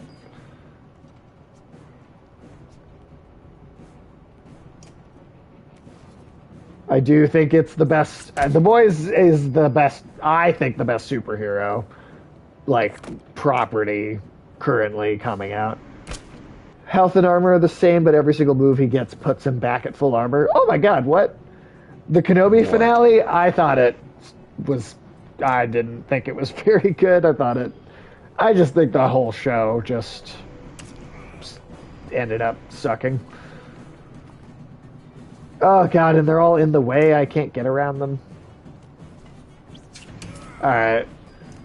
God damn it. This already feels like it's completely fucked. On hard, not normal. Okay. Right. I feel like I fucked this up by like knocking him back on that one turn, and I feel like I completely screwed up the order of this.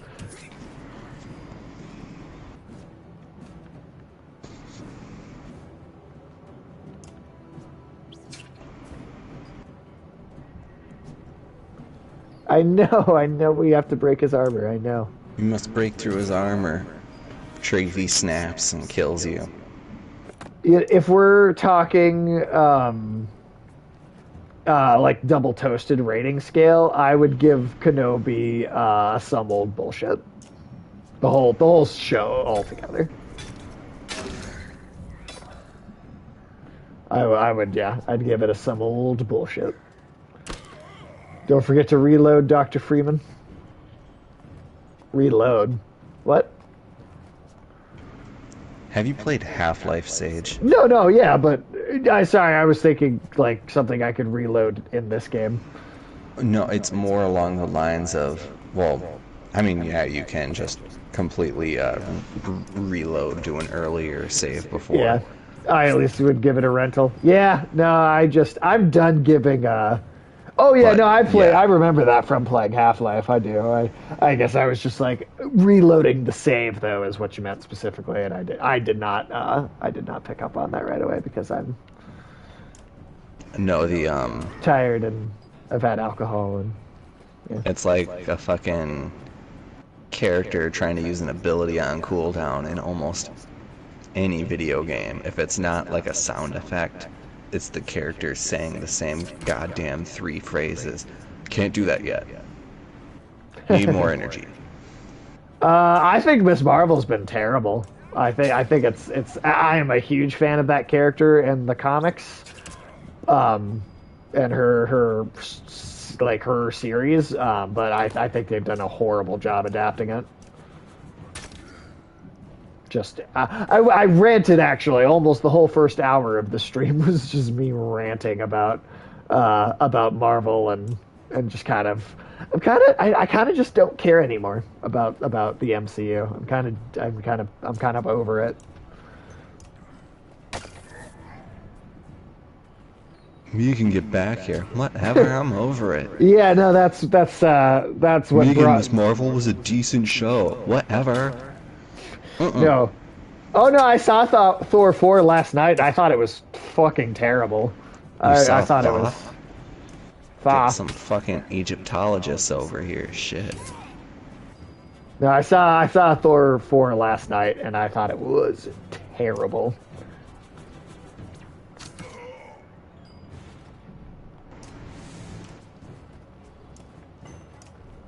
It's I don't know. Thor 4 is kind of the straw that broke the camel's back for me. Um, and I think I just now am done, or like I just don't care. It wasn't a proctology film. I thought there were no consequences. I thought there were no stakes. I thought every character basically, except for a few choices that I really just didn't care for, almost everybody started in the same place they were at the beginning of the movie.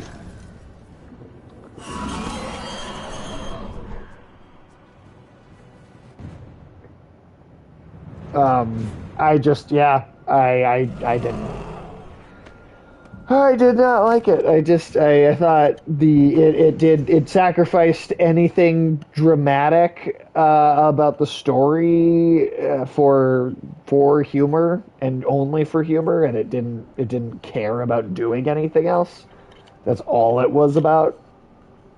No, I mean I'm not going to stop watching them necessarily. I just like to me, Marvel has now lowered itself to the same place as the DC movies, where I'll still watch them, but I will watch them on a case by case basis, and I am now no longer excited about a bigger picture.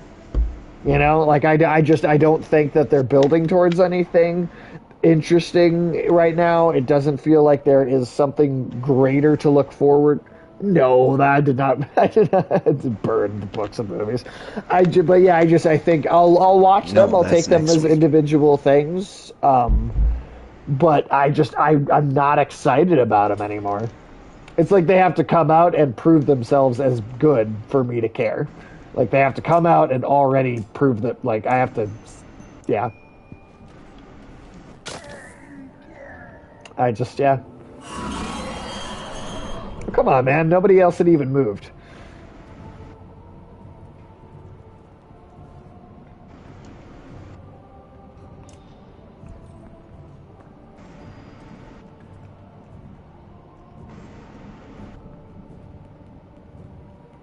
$34 MCU films now, my God. And you know what? I mean, like Phase 4 in general has been, I think, really lackluster, despite there being some things that I have liked. How would you compare this Thor with Black Widow? I would still say Black Widow was worse. I would still say Black Widow was worse. Black Widow was fucking that. I mean, that was just truly, I think, a piece of garbage. I mean, I didn't like Thor very much, but Black Widow, honestly, I think would get a fuck you rating to me. If we were going by the double toasted rating scale, Black Widow gets a full on fuck you. That movie was garbage. Yeah, Black Widow is the worst MCU movie. Like even like Eternals, which yeah, a lot of people were not a huge fan of, and I wasn't a huge fan of it either. Even Eternals had more fucking going for it than fucking Black Widow. I thought the cinematography for Eternals was its strong point. But Eternals had some good cinematography, but I mean, they like, also the kind of score was ruined. lacking, I think, compared to some of the other Marvel films. You know what I will But say is that even the best Marvel movies have really forgettable soundtracks. I think the music there's like a couple of memorable pieces of music, but almost everything in even in the best Marvel movies is like well, soundtrack what I wise. find is that Personally, just it for me. more often than not, you find a movie that has excellent cinematography paired with like a better score, just because they're looking at like the visual audio aspect of it more past the like I don't know. When you're doing what you need to do to make the visuals on point and you manage to fuck up the audio, I feel like that's like more from the standard, because like they could have went anywhere I'll say that with I the do think that's most Marvel movies. well, like Yes, Afternoon Eternals Tune. is I supposed to be loved the Mighty Thor comics run. an older kind of like they're able to draw basically from any culture, because Eternals predates all of these civilizations. So we're going back through fucking Samaria and shit. Mm-hmm. And we don't hear the backgrounds. We're just shown them with excellent footage, but like, I don't know.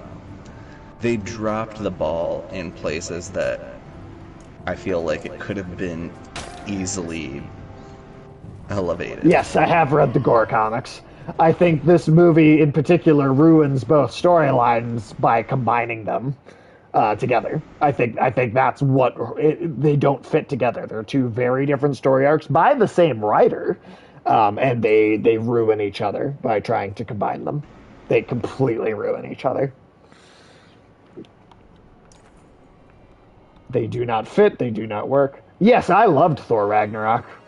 That's one of my favorite MCU movies. I loved Thor Ragnarok.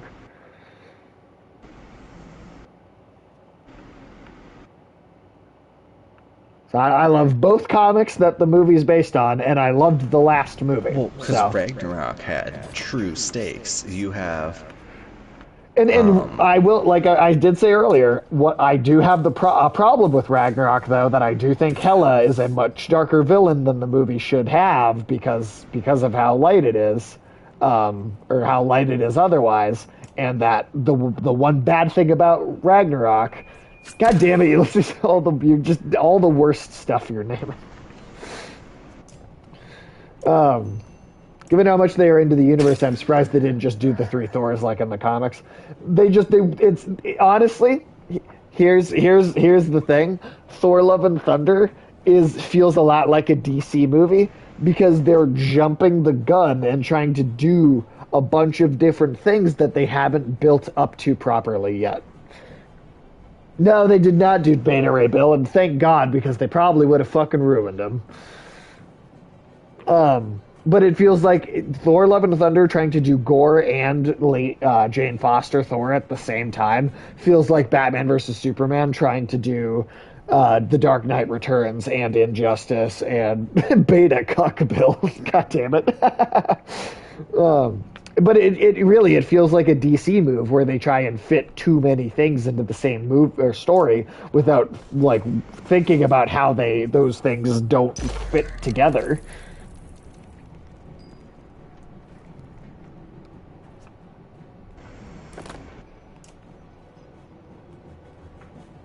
Okay, I'm like, did I just not level up enough to like do this or something? Like,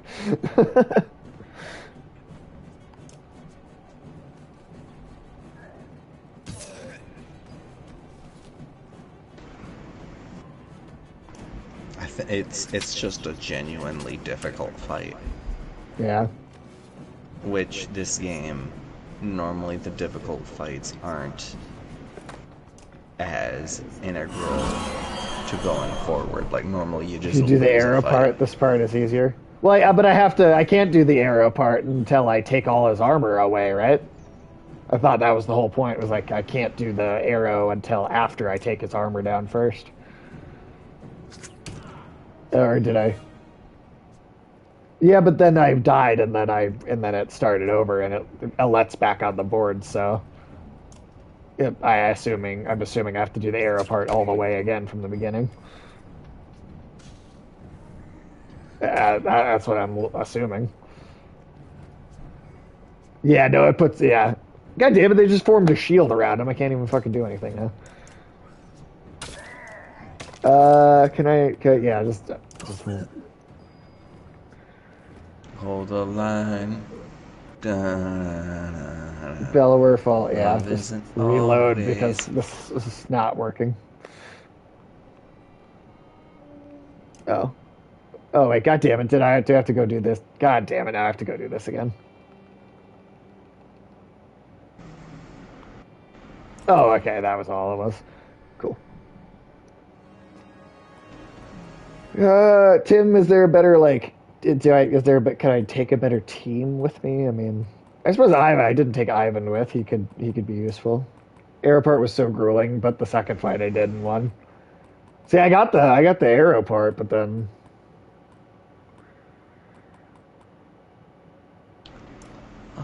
yeah, I like Thor being kind of an idiot. I mean I think in Ragnarok it worked great. I think it worked wonders there, but there's Okay, also a could you balance to answer it. me one thing about Thor? In What If, why the Uh, fuck is Party Thor the strongest version of him that they call on from the multiverse? I don't know. I don't Because know. I feel like there's a dozen stronger versions of Thor. Instead, they're like, we're gonna pick Strange Supreme who devoured a thing. We're gonna pick Captain Carter who Yeah, right. um more disciplined maybe. Archers and Um, okay. Well, I'll try that on the next go if this one doesn't work.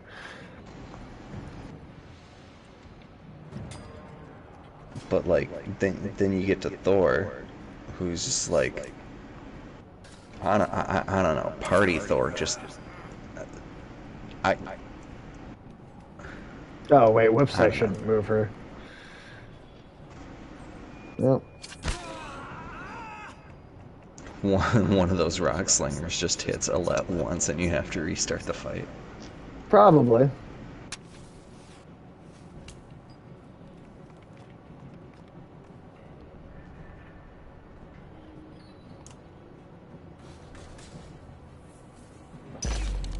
What Phase 4 movies have I liked? Well, I thought Black Widow was garbage. Let's go in order. Black Widow, I think, was trash. I think Shang-Chi has a really genuinely great first two acts, and then it completely falls apart in the third act and just ruins itself. And it had no idea what it was doing with the third act. I think the first two thirds are great, though, genuinely great. But I think it completely falls apart at the end. Eternals, I think, is a boring slog. I think Spider-Man No Way Home is an okay movie that got way overpraised, and that there's a ton of problems with the script and a ton of holes in the story that people just didn't want to acknowledge because fan service. Um, yeah, Eternals is Marvel's version of Ancient Aliens. That's also true. Um, uh, and then no, yeah, Spider-Man I thought was like okay, but not that good. I genuinely really did like Multiverse of Madness. And then I thought Thor 4 was fucking terrible. So Multiverse of Madness and Spider-Man are the only two I've really liked. Like, and honestly, I would say Multiverse of Madness is the only one that I thought was more than just okay. Is the only Phase 4 movie I thought was more than just okay.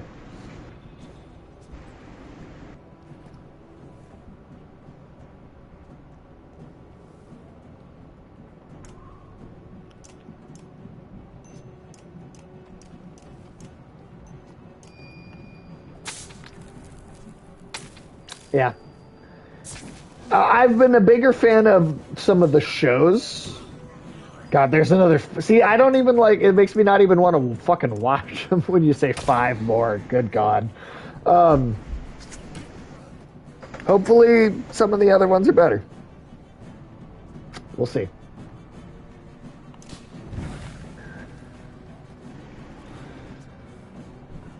Well, Black Panther 2 is later this year. Um, then the Marvels next year. Ant-Man 3. Blade and Fantastic Four? Yeah. Oh, Guardians of the Galaxy. I thought Blade was coming out before Fantastic Four, though. So I thought, so is that not the case? I thought Blade was coming out before at Fantastic Four.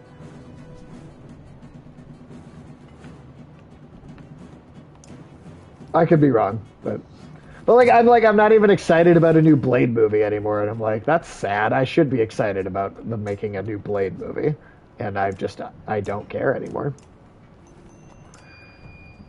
Oh no, I know they want to end. I don't even think that's a rumor. I think they've outright actually straight up said that Phase 4 will end with Fantastic Four. But I still thought Blade Kate was going to come out first.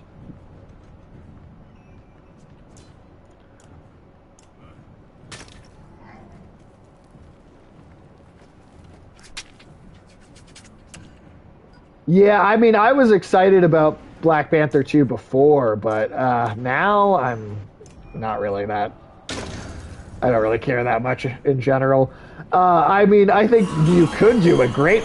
I think you could do some great stuff with a Black Panther 2, with the sister and everything.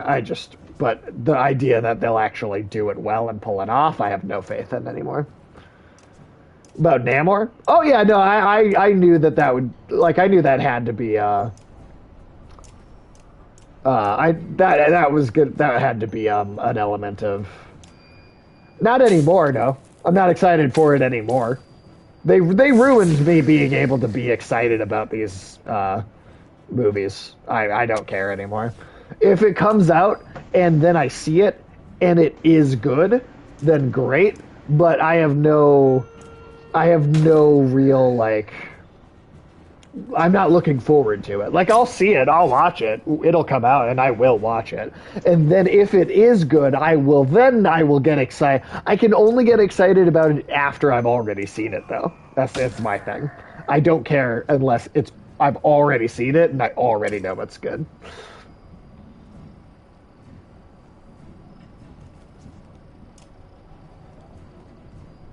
In the future, there's Blade, Deadpool, Captain America 4, Shang-Chi 2, Thunderbolts. Again, I want to be excited about these things, but I'm just not. I'm just there's just no, I just don't feel it. I don't feel it anymore. Oh, I mean, there will be X-Men. I mean, at some point, but I used to be real excited about what they might do, and seeing X-Men done better, and I'm not optimistic about Guardians either, because Spider. I mean, granted, they're the best. I think they're the best movies we've gotten, but Spider-Man and Doctor Strange were supposed to be released in the opposite order. And I know for a fact that the plot was changed heavily. Like, America Chavez, who's introduced in Doctor Strange, was meant to be a decently big character, at least a decent supporting role in Spider-Man, because Spider-Man was supposed to take place after. But I mean, obviously, that's not going to happen.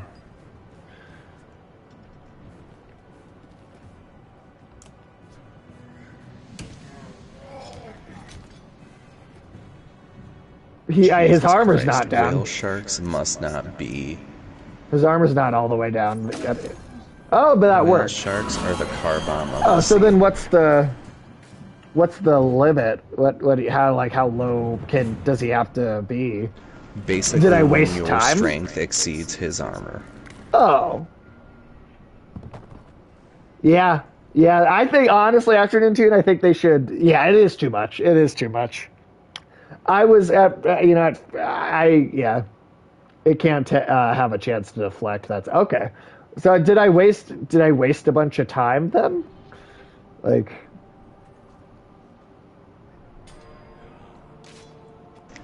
only a little time. your time. Yeah, okay. All right.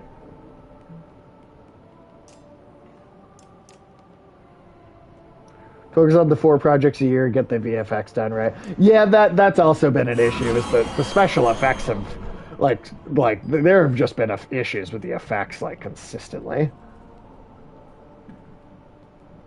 Like in every movie, and that's including Multiverse of Madness and Spider-Man, which I liked both of. They both had some poor special effects. On Reddit about being oh, so like the actual employees are going on Reddit and complaining. Well, I mean, yeah, good. At least they're saying something because fuck, I mean, like yeah, it sounds like they're being. I mean, yeah, just do let. They need to do less shit.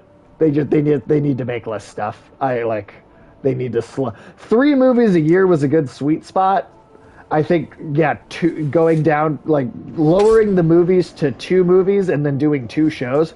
I think that sounds like a good sweet spot to me. That sounds like a good like compromise in the middle. Like that's not too much but you're still doing a lot. I think that would be yeah.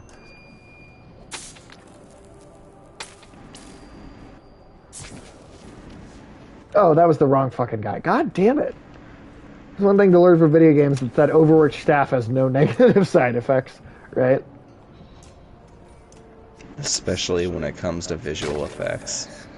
The kid moment from Thor 4 felt like something out of We Can Be Heroes. Yeah, they did a bunch of stuff with kids that in the movie, like a bunch of like a focus on like the children of Asgard, and it was just fucking stupid. It was just fucking stupid. I don't fucking. This just seems really almost unnecessarily difficult. I don't know. I think don't you just have to like down the big bad? Yeah, but like I can't do that. Yes, God of War Ragnarok. I can't fucking wait for it. I think I am very excited for that. I think that ought to be fantastic, I think.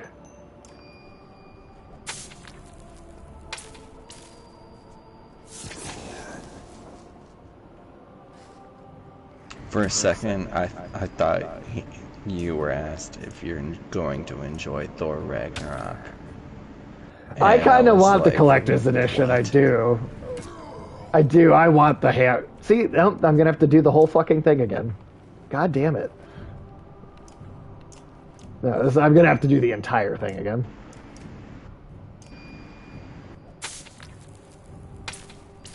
Jesus fucking Christ, man.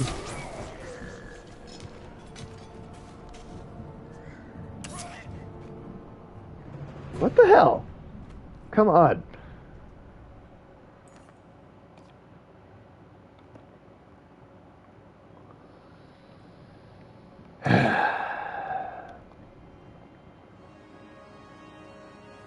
Okay, Ulysses, you said 4 archers and then big guys to just hide them behind? That's what you suggested? 4 archers and then 2... 4 of your spankiest.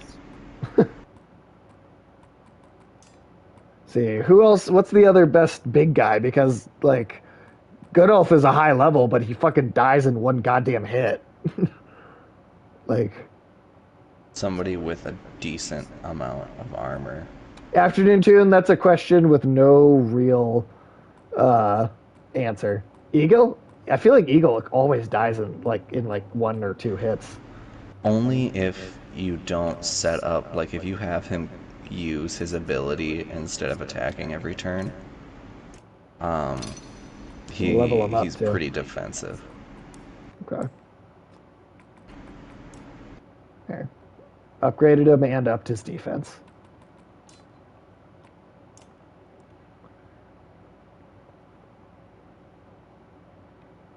The god of something. What would you be the god of? I'm pretty. I like Thoth, like knowledge gods. Yeah, that's what I'm a fan of. If you use Are you his sure you shield wouldn't ability, be the god of entertainment? I mean it's a fun way to look at it. God of comic lore. You know Oh what? my God, just the god of lore. The god of lore. I'm maybe of Attack on Titan lore. stuff up his butt like Thoth. I mean, it still blows my mind that so much of Thoth in Egyptian mythology does come down to proctology. Uh, Thoth So, is the god of when you're butts. good at comic lore, does that mean you're good at, well, what would be the lore Fucking what the equivalent of hell? He comes all the way proctology? up. Hentai? Probably. The Yeah, god he'd of be the god hentai. of lore and hentai. There we go. Just like Thoth is knowledge and proctology.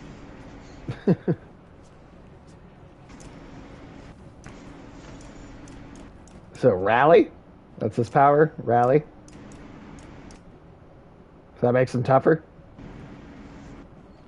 Did I take the wrong guy? Rally. I thought he was supposed to be like super tough. Oh yeah, this is the wrong guy.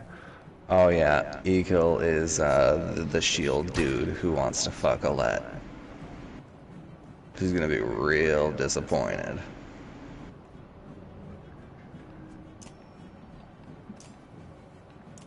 I'm more interested in She-Hulk, honestly. Oh, the blonde kid. Okay, fucking. Oh, that. Okay. Okay, archers do better. Archer hits do a lot better. It seems. Okay.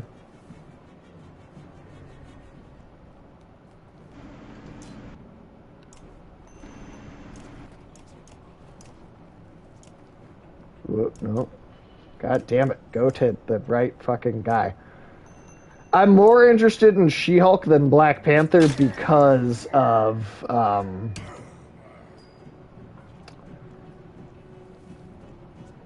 just like purely because of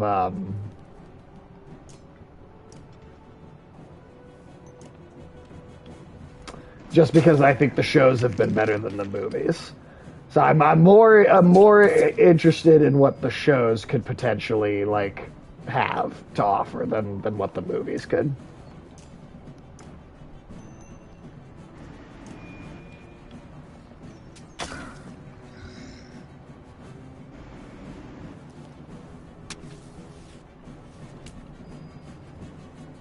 Oh, I just need to use a let one more time. We at least got the arrow part, which went much faster this time using archers. Fuck, just rest. I don't even care. Nothing you do will matter anyway.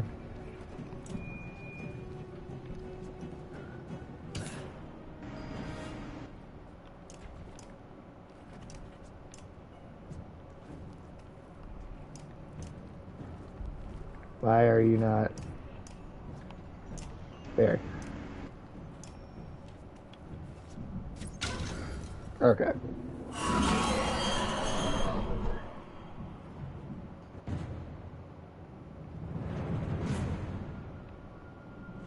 Okay.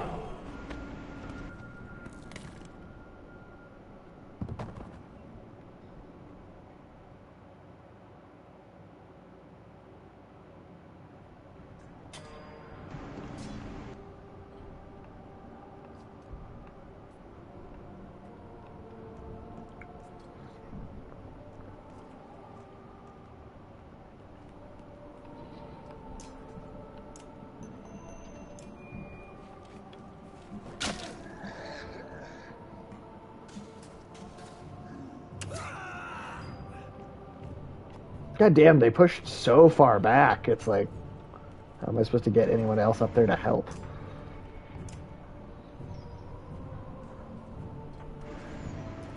Thor Thunderstrike run? I don't know, at least by name, I'm not sure which run you're referring to. Just by title. I don't know if I've read that one or if I know it.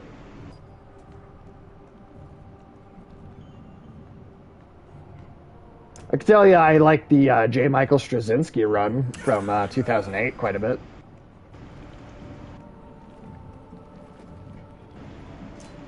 And I like Jason Aaron's run.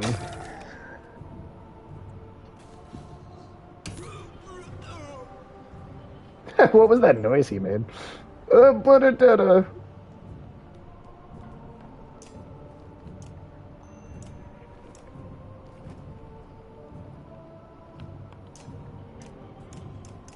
Really, I can't pick. That's it. Well, at least that got him a little bit. I feel like Butcher Um, from The Boys would have made a better God Butcher. right.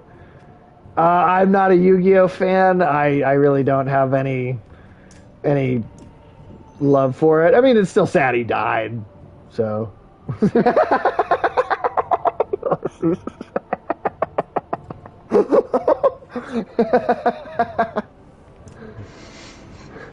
Oh, that's great. I say it's never too soon.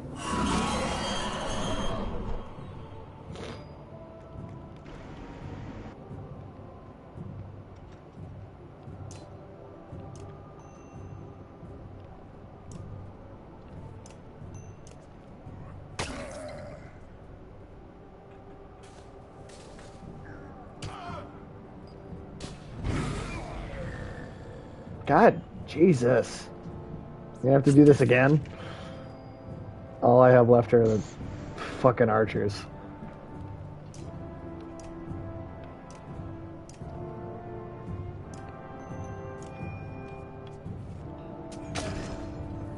No way they are able to do this by themselves. No way.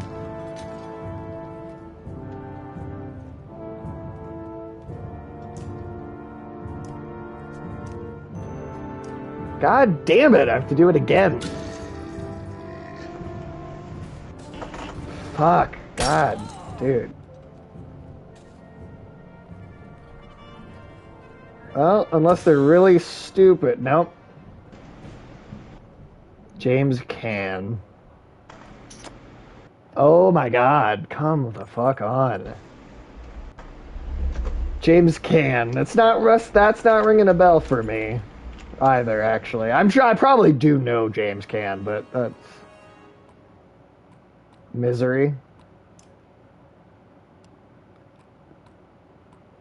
He was an actor in this. James Caan. Yeah. I mean, I've seen all those movies, and it is just not. It's not. He's not ringing a bell. I still have no idea who that is. I'm sorry. Fucking Jesus Christ, this is starting to get annoying. Who's the piece of shit? Eagle. Hi.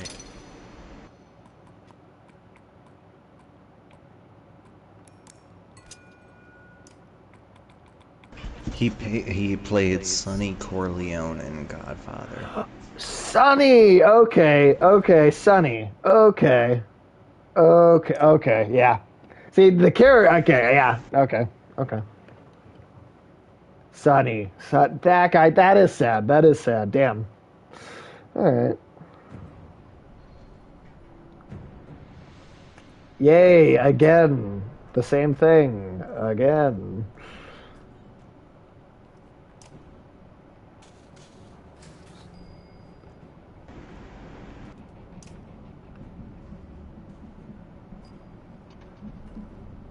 Minions? Hell no. I fucking hate those minions. Did I dress up for it? No. I hate those fucking yellow Twinkie pieces of shit. I am not a big fan.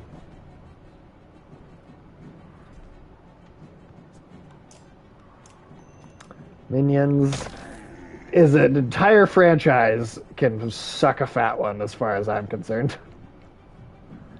Like Twinkies, they never rot away. Yeah, they won't fucking go anywhere either. Did I not take the right guy again? I thought I fucking took... Oh my god. I swear to god I clicked on the other fucking guy. Yeah, I did pick him. I did pick the right guy and it fucking changed it. I swear to god I did not fucking pick this guy this time. Whatever. Well, the first part, it seems like it's not even like that. It's not even the first half isn't even giving me trouble so much as the second half is just fucking.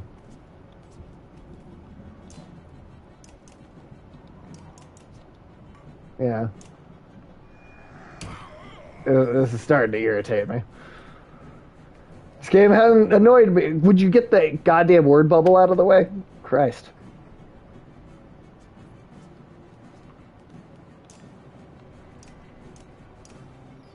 This game has now actually annoyed me. Finally, it was doing a good job of not actually like, yeah. Okay.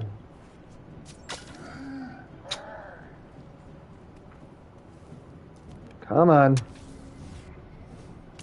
Yep. You can let Bellower come to you and use his endless turn spamming against him.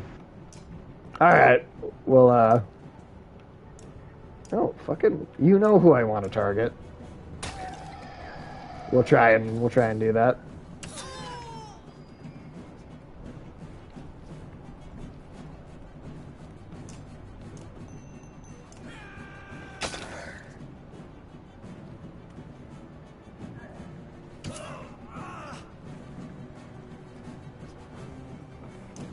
I just need to let.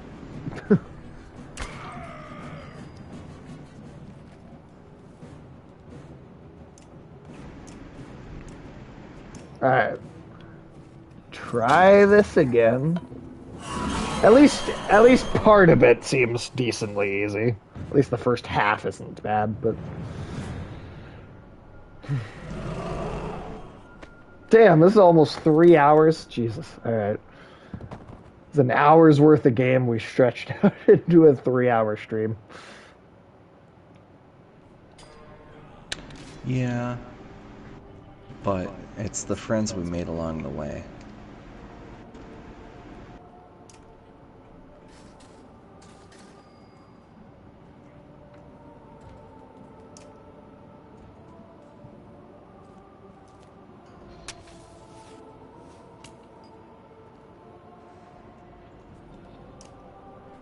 Fine, I'll just fucking stay back here. What is the batting average of the MCU stuff? I mean, I think Endgame and up, it was generally good, at least for the most part. But I mean, yeah, I now it's just, I mean, up until Phase 4, generally, I think it was pretty good. So.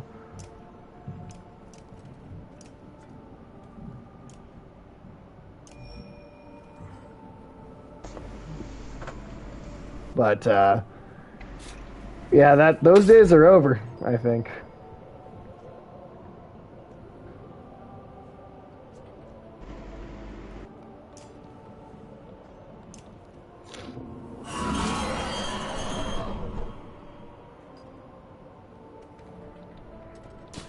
Well, now that I'm staying back, he's like not coming forward.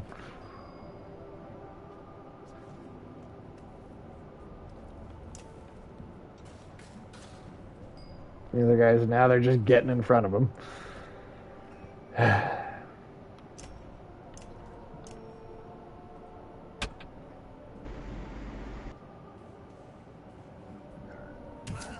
Oh my god.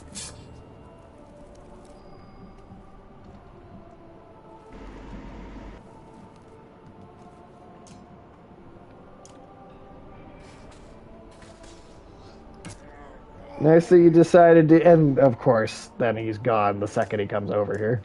Oh my god, dude, what the fuck? Okay, actually, what the fuck? This is irritating. God.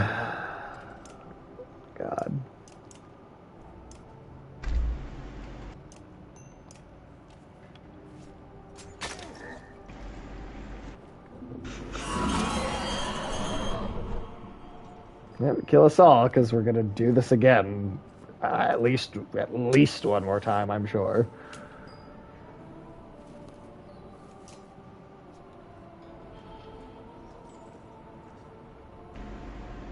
Does it even fucking matter what I do at this point? Doesn't feel like it. Welcome to Purgatory. Yep, same bullshit over and over again. I also I No, it's don't the rapid understand. respawn. It is. It is. This game proved that it definitely belongs in the category. Okay, I don't understand what I'm supposed to do because nothing seems to actually be working. I don't understand how I'm supposed to beat this fight.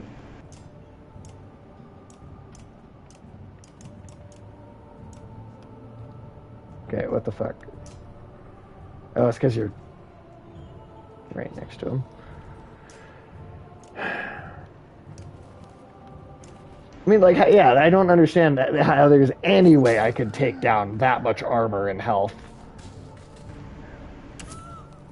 with who I have, any combination of who I have, and yeah, that doesn't. I don't get it. I don't get it.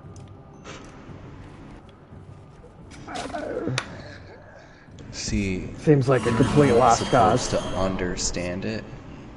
I'm supposed to do it because though. you're not supposed to win it. What do Everyone you dies mean? in Borisgard. That's one of the endings. That is one of the endings. And I didn't almost have him though. He had a ton of health still. I'd maybe chipped his armor down a decent amount, but he still had like all his health.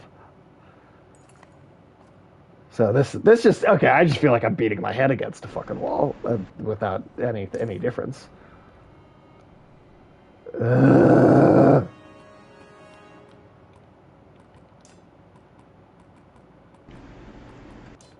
This doesn't. Yeah, it doesn't feel like I'm doing anything. Okay, Eagle, Eagle. Fucking I swear will to God, say, it switches this around on me. Artifacts? I haven't fucking been able to afford any of those.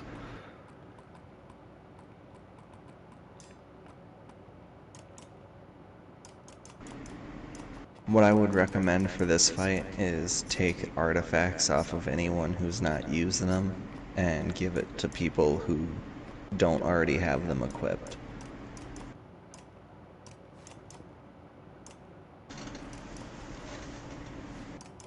Alright, I'll unequip and equip some things. Well, only he can have that, so that doesn't help me. Only he can have that, so that doesn't help me. Only he can have that, so that doesn't help.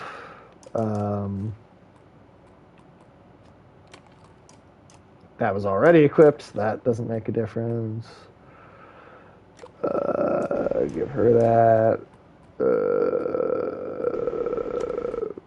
Okay, whatever. Just fucking take the thing. See if it works this time.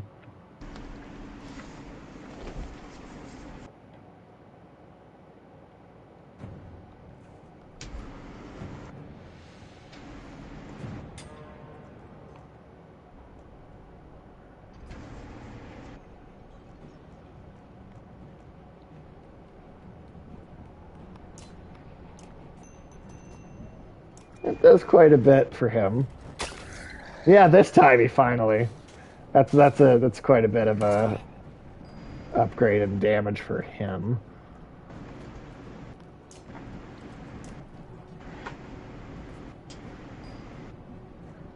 I thought I.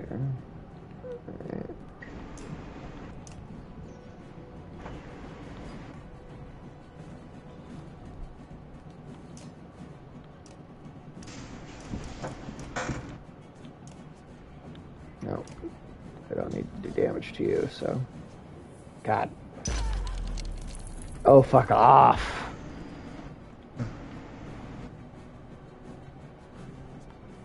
Oh shit, he went down already? Oh my god.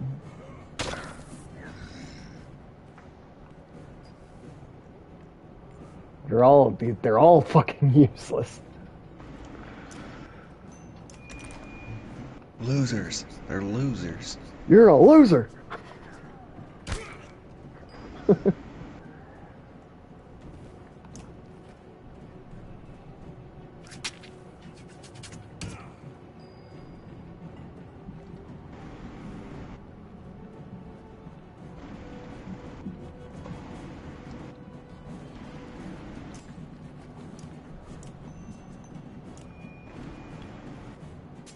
Okay, so he only has, I only need to get him down to 8 before Alette can get him.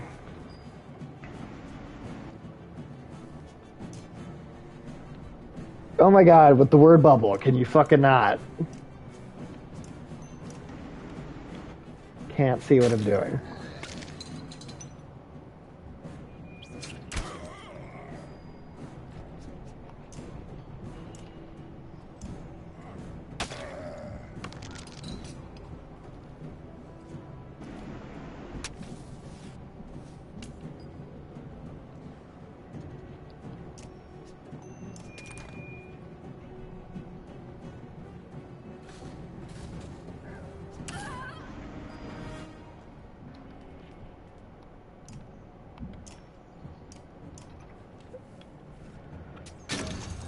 And here we go again. Again and again and again and again and around in a circle.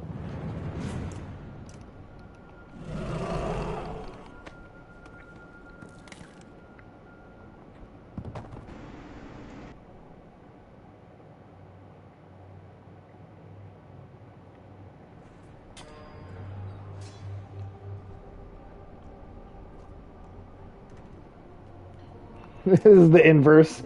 Yeah, I know. That's like I got the first part down super easy, no problem, and then I cannot fucking get the second part. I don't know what the fuck is happening, but I cannot fucking get this to work.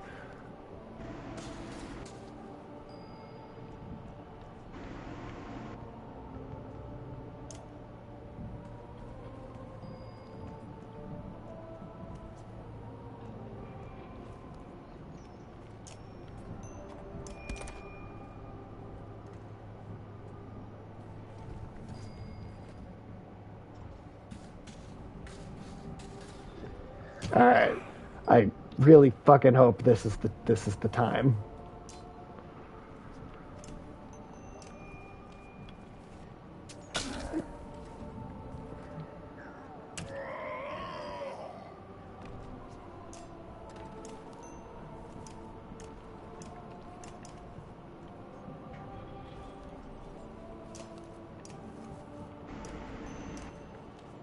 God, he has so much armor and health.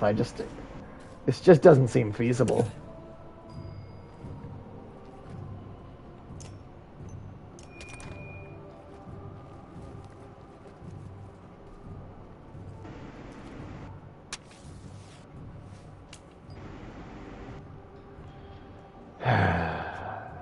Good fucking god, man. I'm.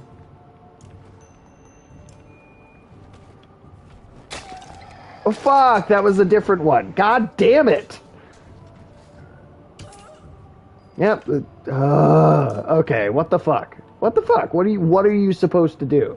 What are you supposed to fucking do? Okay. Okay.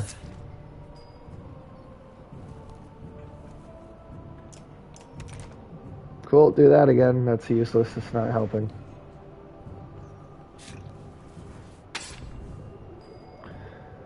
Oh, Jesus Christ. I am...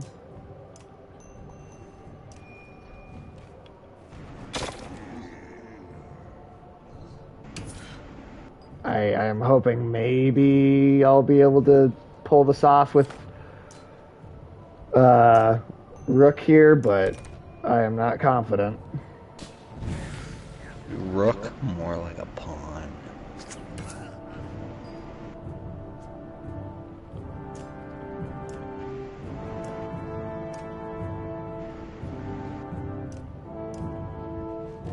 Yeah, no way I'm gonna be able to fucking get him all the way down.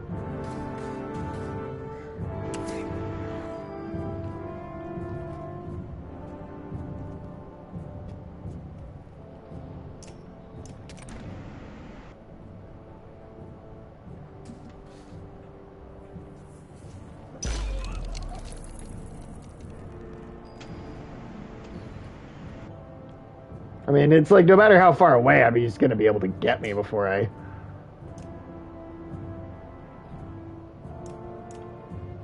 Typing is so slow. Yeah, there's also there's a little bit of a delay too.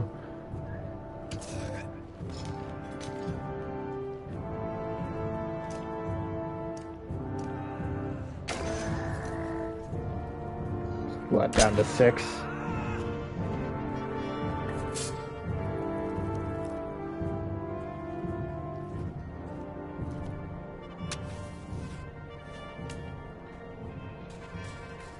No way I get 10 more in the... I mean, I have to get 10 in 1.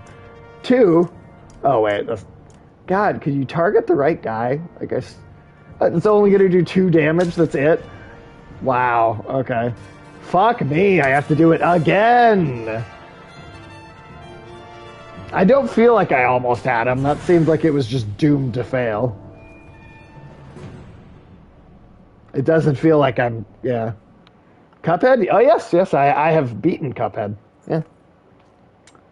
I have beaten Cuphead. We have done some streams on the channel of a second playthrough, but I beat it on my own before I ever streamed. Yes, I am going to play the DLC. Did I? It doesn't feel like I had an opening. It doesn't feel like it. I mean, if you say I did, I guess, but it doesn't feel like I had a chance there. I have to promote you again, because it doesn't save that.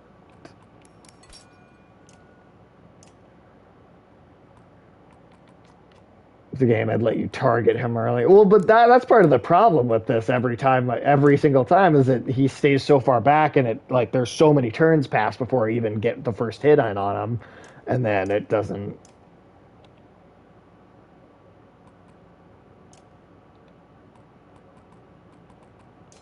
I don't know. All right.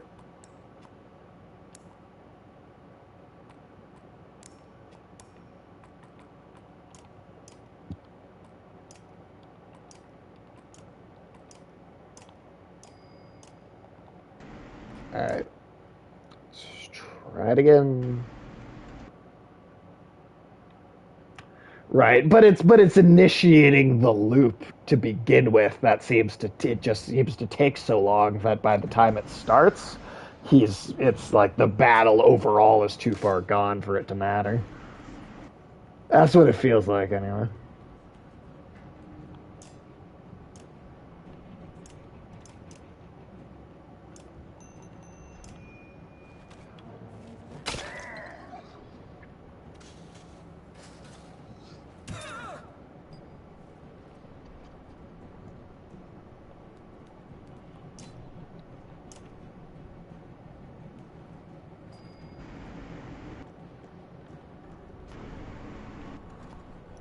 Okay, I get really annoyed by the fucking word bubbles because they keep getting in the way of the actual gameplay.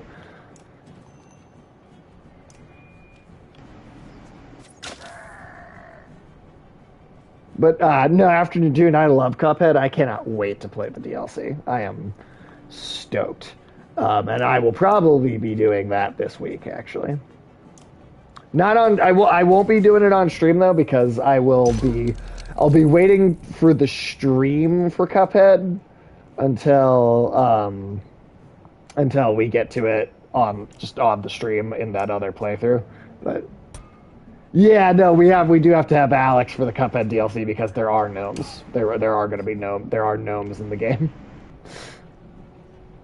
So yes, at some point, yeah, I figured it out so that we'll actually be able to do a 6-player multiplayer. Too, so that's gonna be super fun. Very excited for that.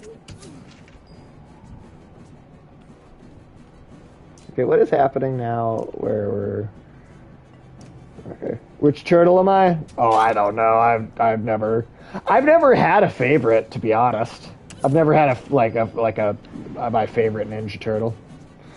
I've always just been. I mean, I'm a fan of all 4 of them, but I've never really had favorite.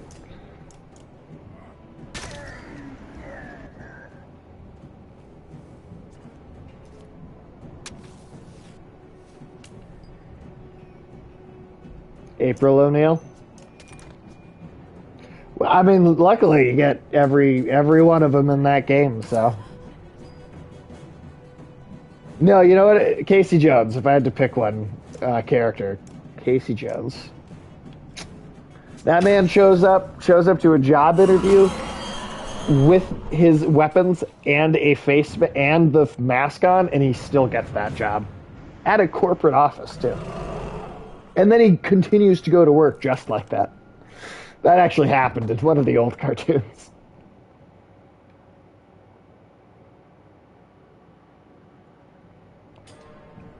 Okay, woo! Let's waste more of our time. Okay. No, you really gotta feel the dredge when you're fighting them. You gotta get their vibrations.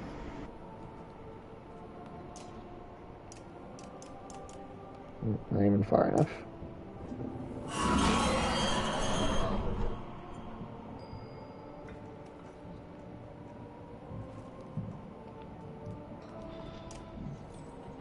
Marky Mark the Dredge is not. Are Dredge good in the sack? I don't know. I don't know. It's a good question though. See, he's fucking staying back there. I can't get the loop start in the first place. And now he's in front of him, so he can't fucking move. So I have to waste an entire fucking turn on that.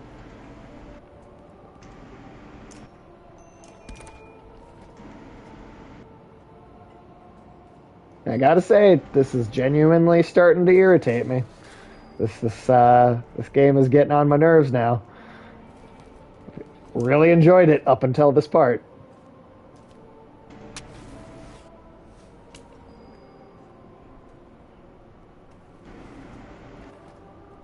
This is I don't like this though. It's not having fun anymore.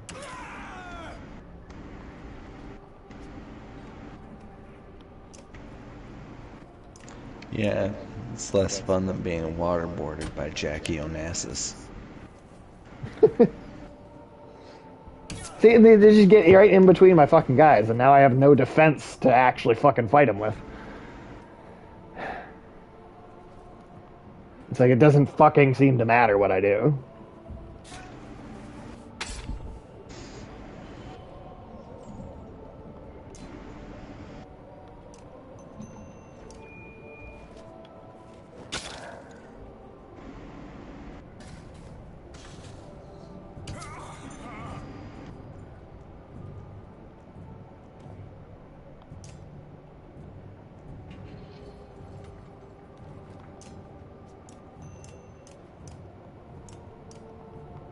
Of course, it's not enough room to do anything.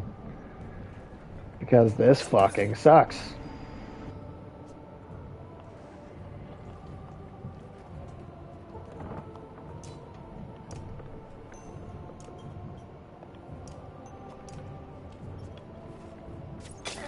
Like, how am I supposed to do this? How am I supposed to do this?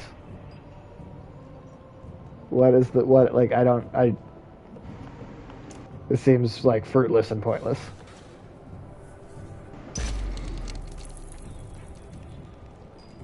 I don't get it. I really, really don't get it.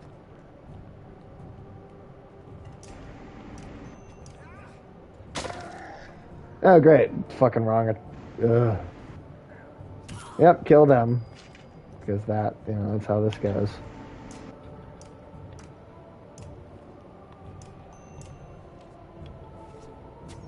I don't understand. I really don't. I don't get it. Like, is there a point in continuing to try? Because this seems like just a dead end.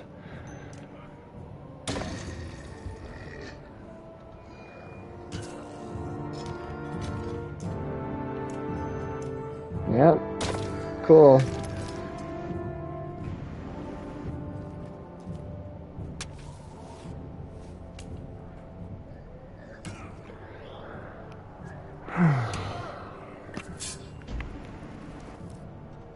Well, in the time since we have started this stream, I have started and completed Abzu.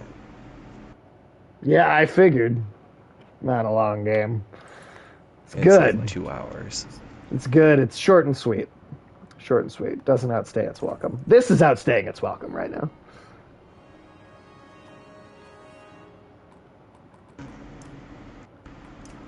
This is outstaying its welcome.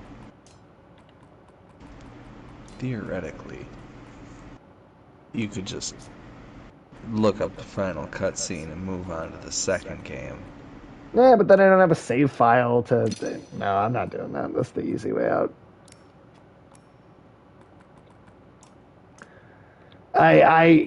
Yes, all of my annoyance, and then also I am too stubborn. Is Ivor the bat? Is he the wrong one to be bringing? Like Gunoff dies in like one fucking hit, no matter what he is even fighting. So he's definitely not going to work well against. Bring Moger instead. Moger, you think? And make sure he's got all of his points allotted.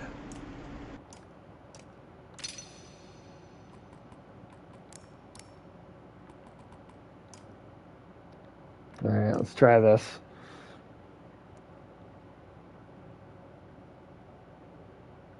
Here's a question. Does the story change depending on like a particular character striking a final blow in a fight? Like, is it like can you have like the warrior, can you have somebody be like promoted in like within the universe as like the slayer of Bellower in like a future game? No, but in the third game, you do, upon reaching level 12, get to unlock a title for your character. There's like 10 titles total, and you can only give each title out once. Okay. All of your characters. So you That's get to choose like who's the monster slayer, who's the quick draw, who's the fucking stoic mountain. Come on, they're right next to each other. You can get him, but you can't get him. And then from that point on, you're leveling up Fucking bullshit. the title power, which sometimes are like really cool.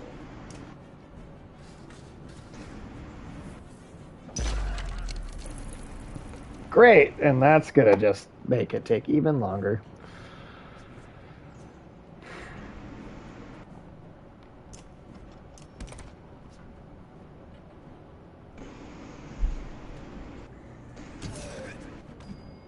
Yeah, you're fucking out because you're fucking useless.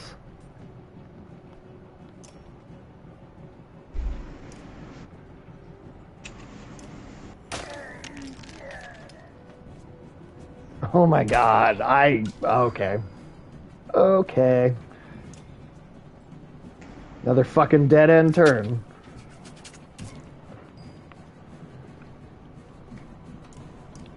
Oh my god. This is pissing me off. I can at least accurately say that Moger is the better option because over Ivan. Well, if I could, get to him for it to make a difference.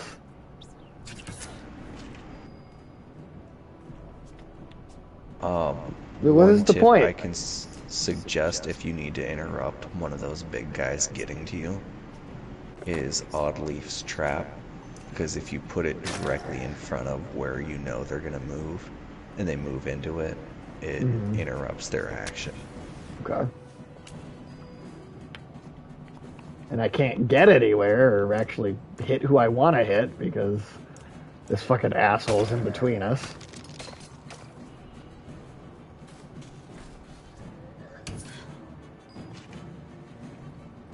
Yep. Oh my god.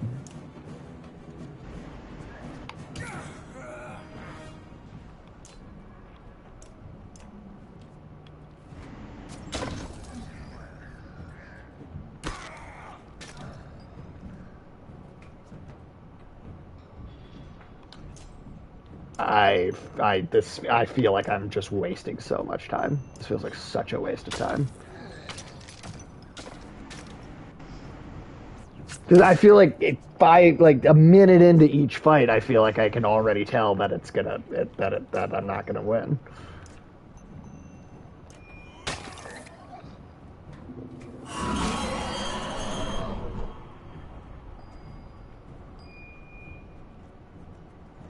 Oh, fuck off! Really?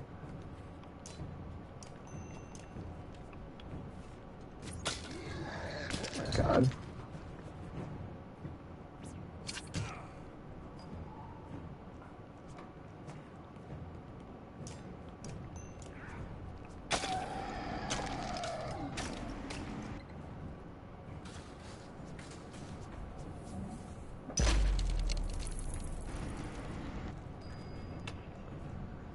Yeah, I know, Ulysses, and I also know you sent that like 5 minutes ago.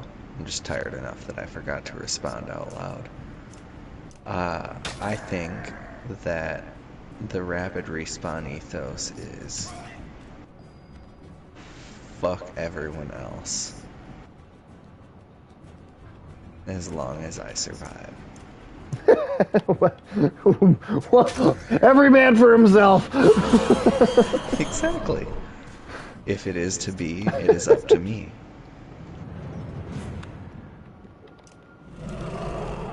Yeah, well, I'm probably just Got gonna you in fucking the lose again. stranglehold, baby. And then I'll crush your face.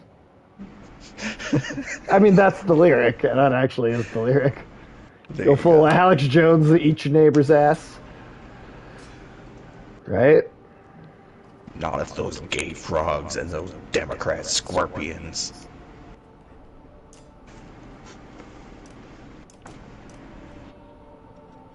You are writing about God. Me writing about God? I'm not writing a book Yeah, about God, but I'm he writing is a lot of Sage's fantasy personal that has savior. gods in it, so. I'm trying to Ulysses every single time. That's what I'm making an attempt to do, and it just does not work. It just literally will not work. I like the only one I'm trying to attack is him, and it doesn't it just doesn't work. Haven't seen Black Phone. Have not seen it. I would like to because I like Ethan Hawke though.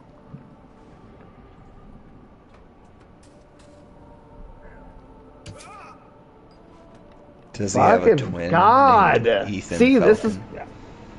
this is what keeps fucking happening.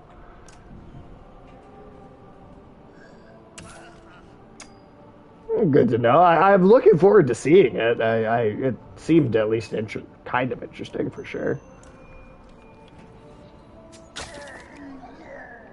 This is already a fucked run. This is already fucked. There's no way. No way. No way this works. It's already fucked. On a sun-setting note, have you played Enter the Gungeon? No, I haven't. Have you seen anything from it? I have seen footage before, so I know generally what it looks like. So you have a gun that shoots guns, and then you have a bullet that shoots guns, and a bullet that shoots bullets. Everything has gun in it in some way, or is an Tim, are you allusion to a sunsetting? gun. I am sunsetting this at the end of my life.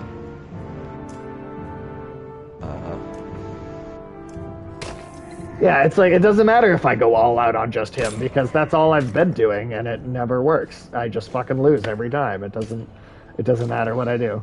It just doesn't fucking matter. Everything I do just Cause ends with the exact same result. Don't you Linkin Park me. That's Metallica, you son of a bitch.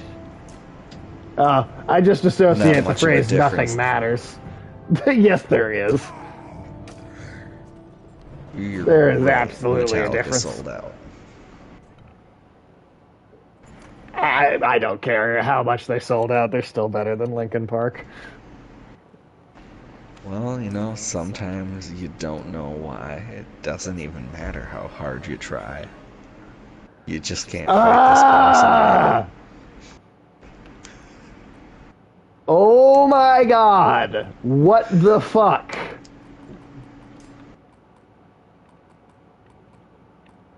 This is ridiculous. This is fucking ridiculous. What the fuck? It's I making should you not still level be them up sitting again. here. I should not still be sitting here doing this.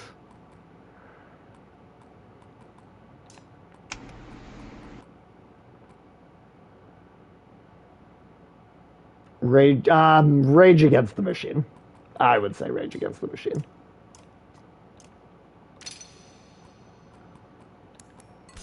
I feel like Me Rage personally. Against the Machine has not inspired more people, but inspired better people. Like, Metallica, no doubt, had That's a big significant inspiration, yeah, for a lot of, impact yeah. Oh yeah, in a lot of pop culture and in a lot of music as it's grown. But I absolutely. feel like Rage Against the Machine really God damn lended it, you wanna credence see to the it? ability of Neither. really kind of heavy metal to be very political and like experimental. Oh, for sure. Yeah, Rage Against the Machine is great. Lincoln, Evanescence or Lincoln Park? Yeah, neither. I like some of the Linkin Park. old Green Day. But I basically anything after 1999, I'm not a huge fan of. Well, at least you and I can agree there that Green Day pre 1999 is good. I like I'm the a fan old of Green some of Day. their stuff, post 2000, but I think it just doesn't hold the same. It doesn't have the same taste. I kind of treat it like almost like Green Day something went different. from being a rock band to being an emo band, and I was never going to like it after that. They definitely do So, still put on a kick-ass live show, and I think that that is fucking, I have to just reload again. This is definitely in already part fucked. due to Trey Oh Cool's my god. legendary drum skills. Because as an individual artist, he like is in the Rock and Roll Hall of Fame. Mhm. And like so just watching the man drum is phenomenal. He I've, like juggles drumsticks while playing the drums sometimes. I mean, that's cool. That is But cool. Still doesn't that want to make doesn't me listen to their music, necessarily. though. Oh no, it doesn't. Not the modern stuff anyway. Again, old school like the old Green Day from when it like Maybe take start Ivan first Twist started. just because he can directly attack his health. All right. So, but then I don't. Then I only have one Do person you to like hide behind. think it would be worth it to sacrifice Nid or Oddly? We could try. I mean, it doesn't seem like. I mean, whatever. What I'm doing now isn't working, so might as well.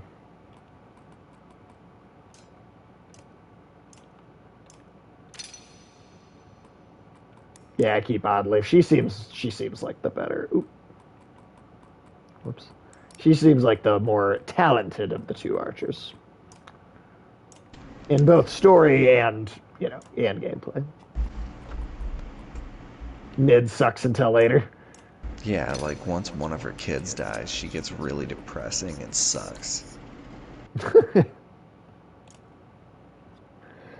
Like literally, I I think just that's want to just go from to eating a sleep certain patch at of this point, apples. man.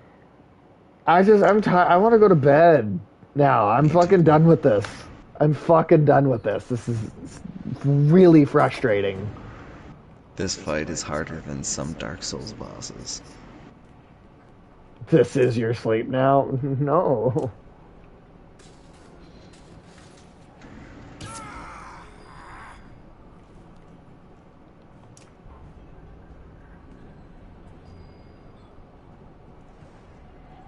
If you lose this time, that's it.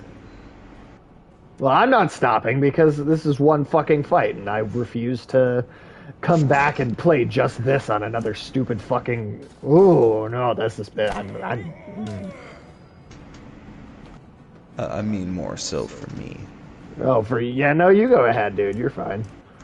But I'm not stopping until this is over with. And if that, I kind of had a good feeling. yeah. I'm gonna have to start taking shots every time I lose. Maybe that'll be the motivation I need to final.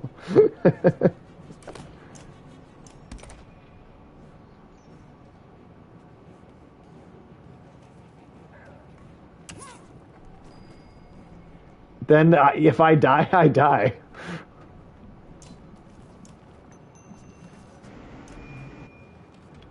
That's my feelings. If I go, I had a good run.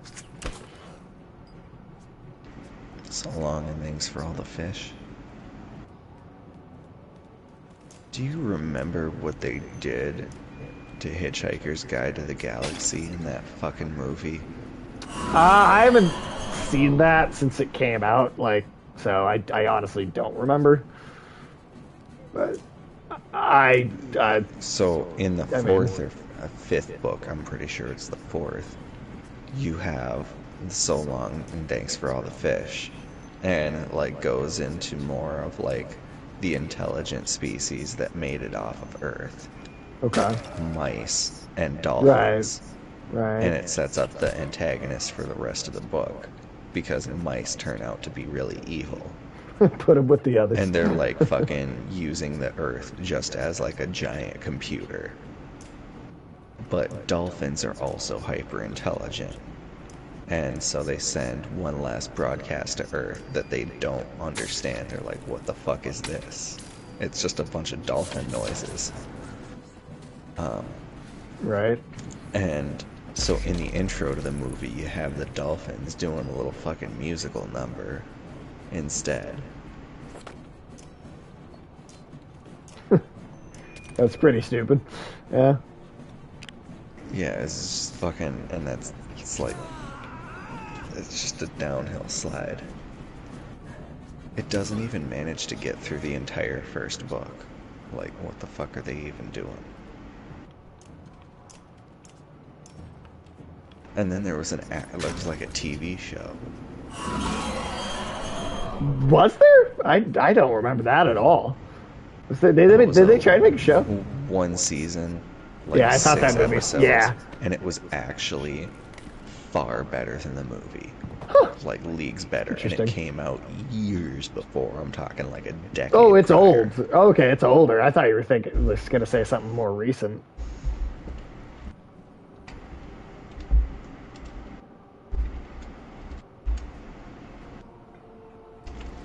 From the 80s. Oh, damn. Yeah, Okay. yeah. Yeah, that's a long time. That's quite a while ago. 79. Oh, damn. That's yeah. Okay. All right. No, wait, no. That's when the book came out. Shit. Oh, okay.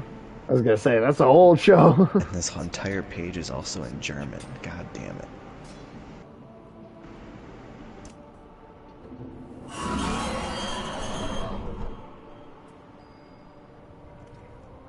And right as always, Ulysses, 1981.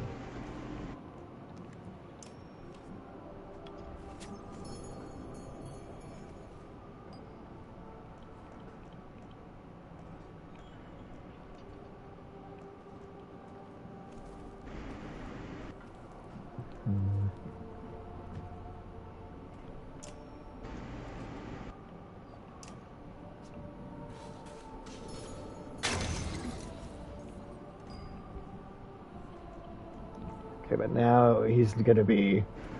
Fuck, man. Is this already ruined? No, is the arrow in him? Wait, what Yeah. do you mean? Yeah, What do you mean? let's down. So the arrow's in him. Yeah. No, I know. Okay, so from here, I as don't soon see as a way he's- to do this. his armor is below the health of one of your characters. As soon as they're able to do a guaranteed 1 or 2 damage to him, just do that and then But that's have what I keep Ivan doing. pumping rounds into him. And uh, prioritize, I guess, health over armor.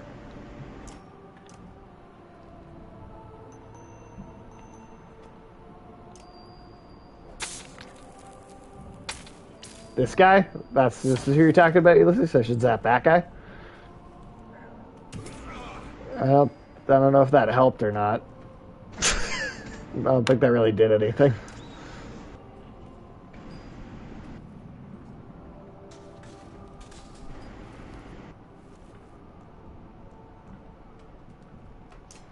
What I can't wait for is Hyperlight Drifter 2. But it's only a 20% chance of even hitting. That's... Really? Critics give it that big of a flop chance? I'm fucking with you. No, I know.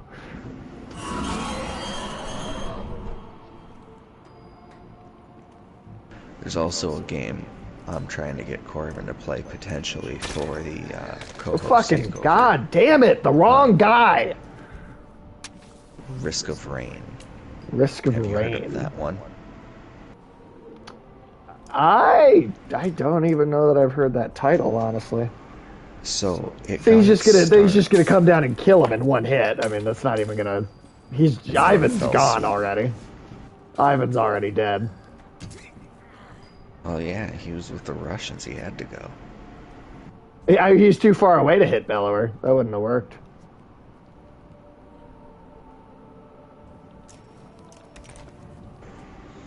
But yeah, Risk of Rain got its start as a 2D side-scroller kind of run and gun.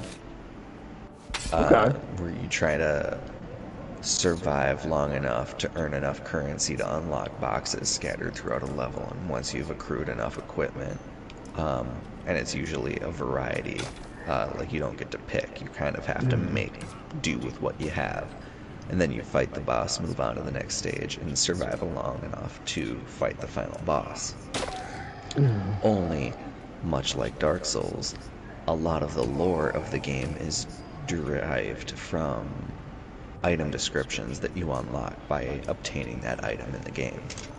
Okay. And so, over the course of the game, like, you find out that this is just a group that was sent to investigate How is distress that's signal bullshit. on the planet. And that there's several other civilizations that have been drawn to this planet over this distress beacon, and it seems to have corrupted versions of each individual culture's contributions to the planet's whole. And then you find out that there's two gods in the sky that are ruling over everything, and you go into the sky and you kill the planet's god. That's cool. That's cool.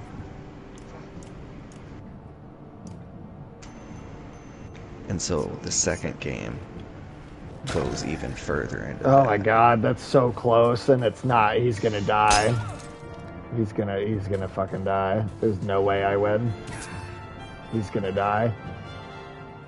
Man. Well, actually, maybe. Oh shit.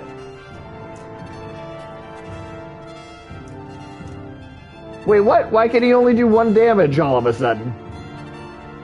Oh, it's because the arrow's better than the... Nope, still not enough. Fuck! God damn it! Are you fucking kidding me? Are you fucking kidding me?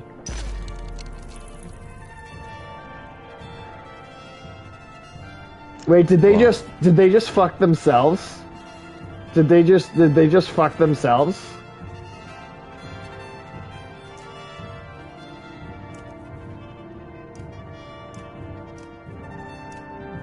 Wait, why does he have more health all of a sudden?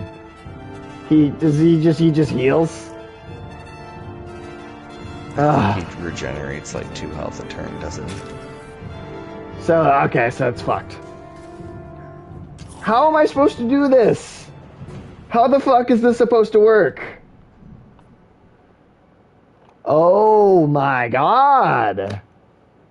Are you fucking kidding me? This has been like over an hour on just this fucking part. I hate to be a hour and a half,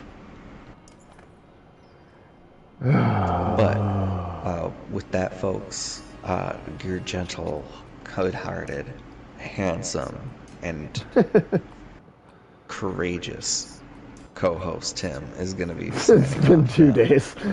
coming at you It live fucking with the feels like it. sound. Yeah, it's actually for 4 days. They were in the wilds fighting Dreech. Get a Boy, fucking Australian to that fucking sounded narrate more this shit in that sounded Australian. more New Zealand to me. There's a difference? There is definitely a difference. Huh.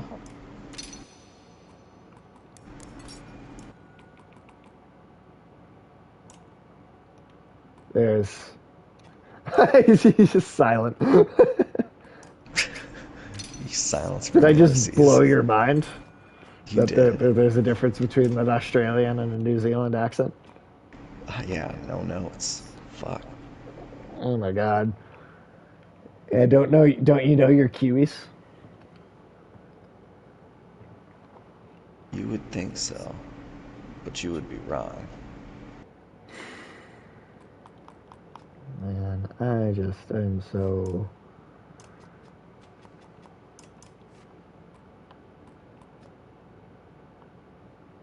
But anyway, oh my god, I got distracted by my own fucking whatever. Um, Bye everybody. You'll beat this as soon as I leave. Don't worry. God, what? That would be the fucking thing, wouldn't it? If it was like right after.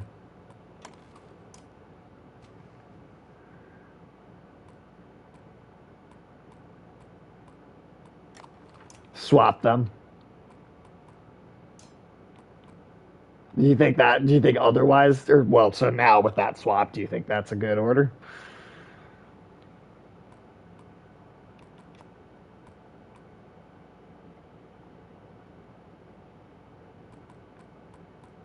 Or could I move? Could I just?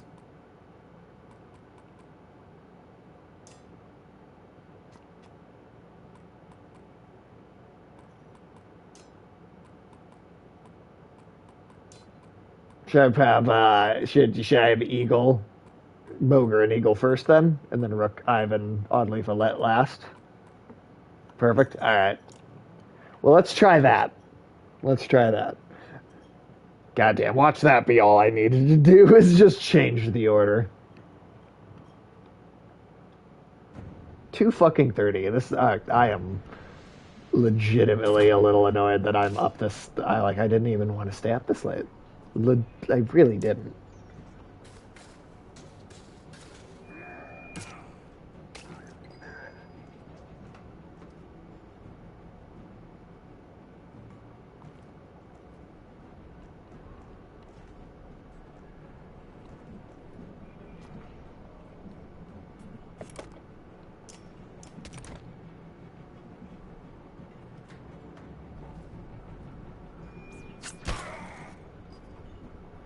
Big used tampon.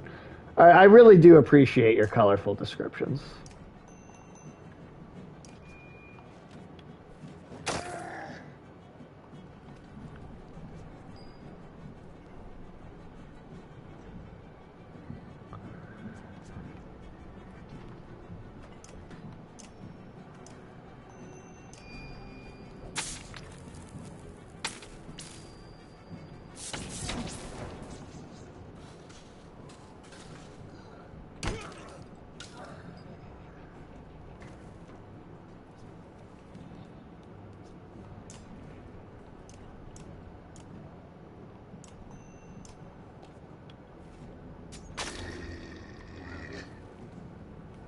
Nice. Okay, and then she should be able to do this just on her first chance at moving. Oh. Okay, so that makes that very quick. That first part. The first part hasn't really been the problem though, so let's see how this goes. My problem with the second part is how am I supposed to entice him to come at me, uh, like fast enough for the loop to kick in and then for that to work. You know, that's what I'm having trouble with.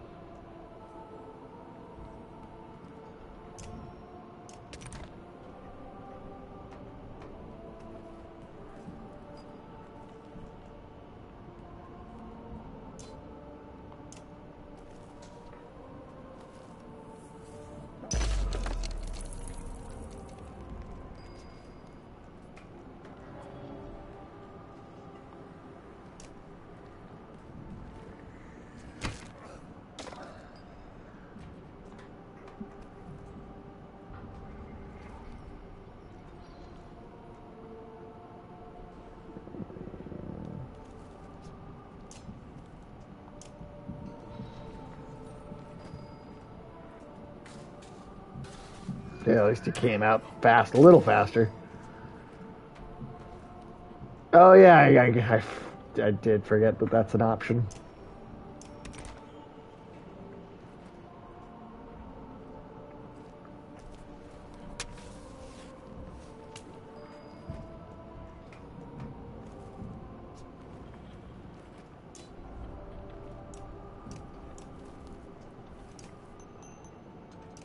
All right, all right.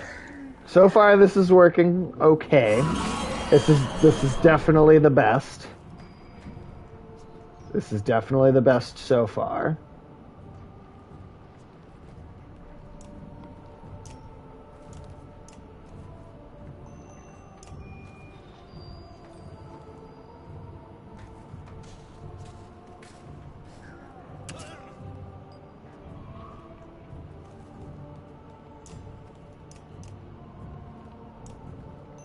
Sure, I guess, because you're useless otherwise.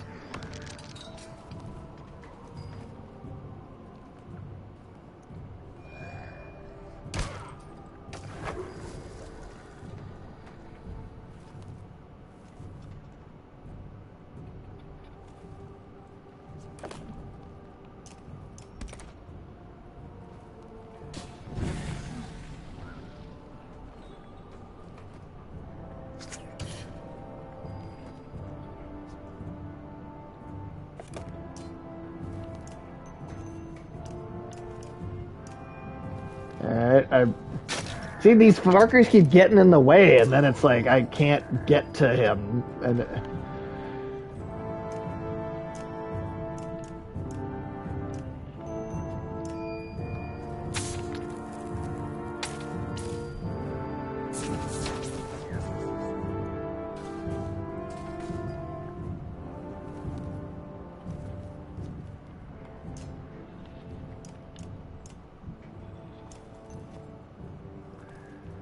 keep hitting him, he's forced to walk around to get you.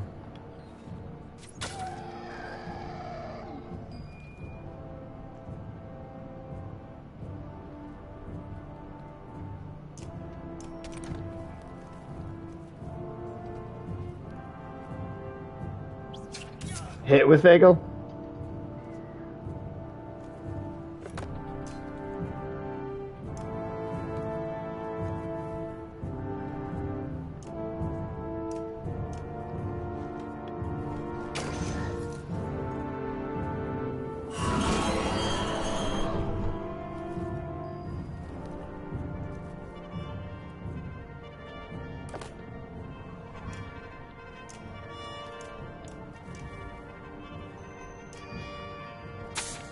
I fucking hope so, man, because I'm real. I'm not gonna lie. I am ready to be done.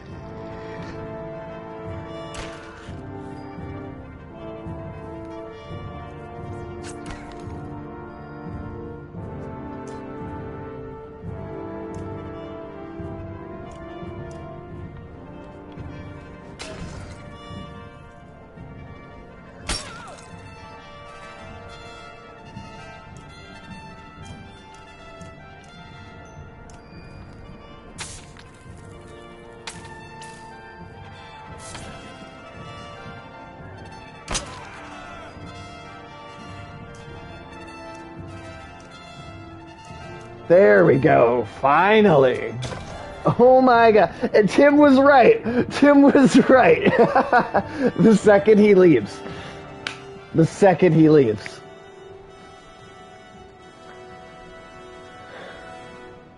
Literally the moment Tim leaves. How does that happen? We're the Menders.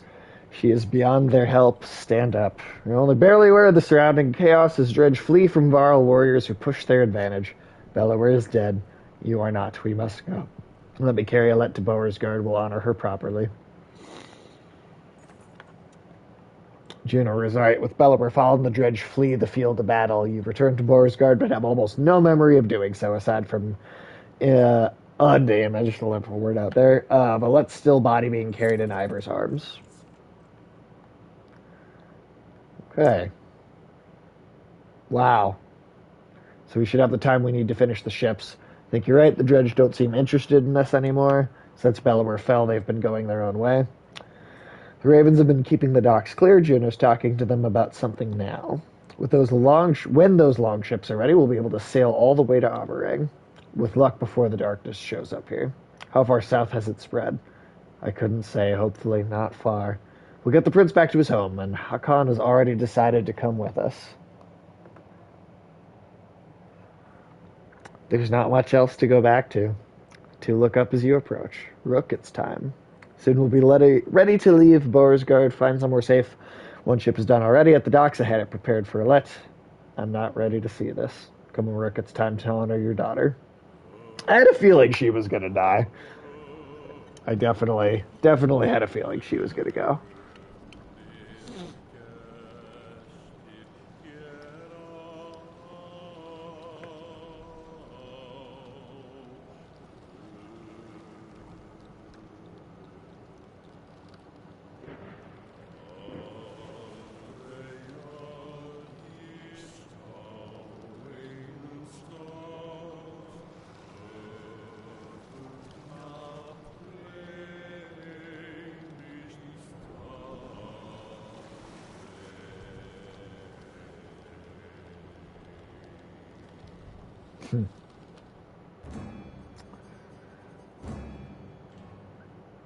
Ulysses, how much is how much is left? Is just is there any really more left to this now? Like there's a little story, but is that it?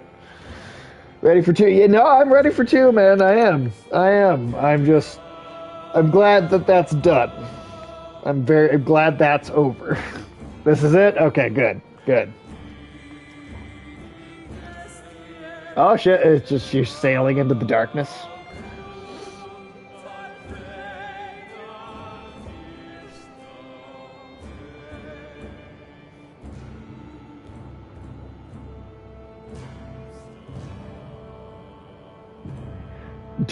Do not with the Centaur world shit, no.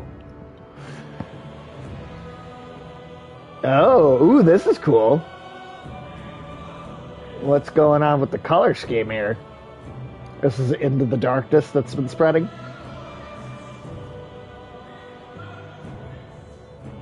Ooh. Ooh, that's cool. Very, very cool. Okay.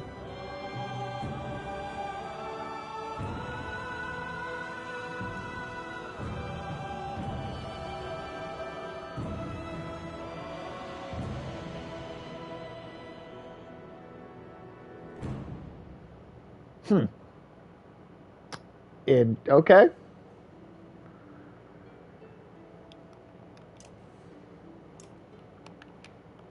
Okay. Well.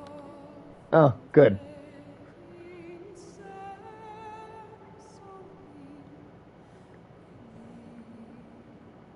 Definitely not sitting through all of these at normal speed.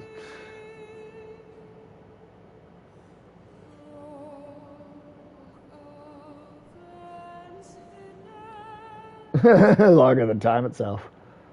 Hey, complete the game on normal. It doesn't want to harm humans or Varl Don'tmaker. Get permission to destroy a Varl landmark. Beat the odds. Eagle made it the whole way. Alright, that's all the trophies. Well, good goddamn. I'm ready to go to sleep. We'll look if anybody is awake for a raid, but Jesus. Yeah.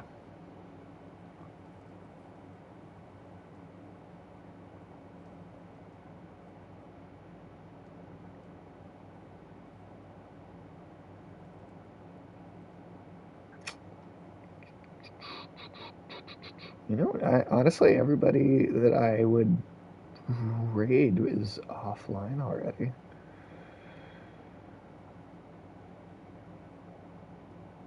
Well, I guess not tonight, and that's okay. Well, next Friday with the Banner Saga 2. We stayed up too late. Yeah, seriously. Twitch is. I'm sure there are plenty of people still streaming, just not the ones I'm looking at.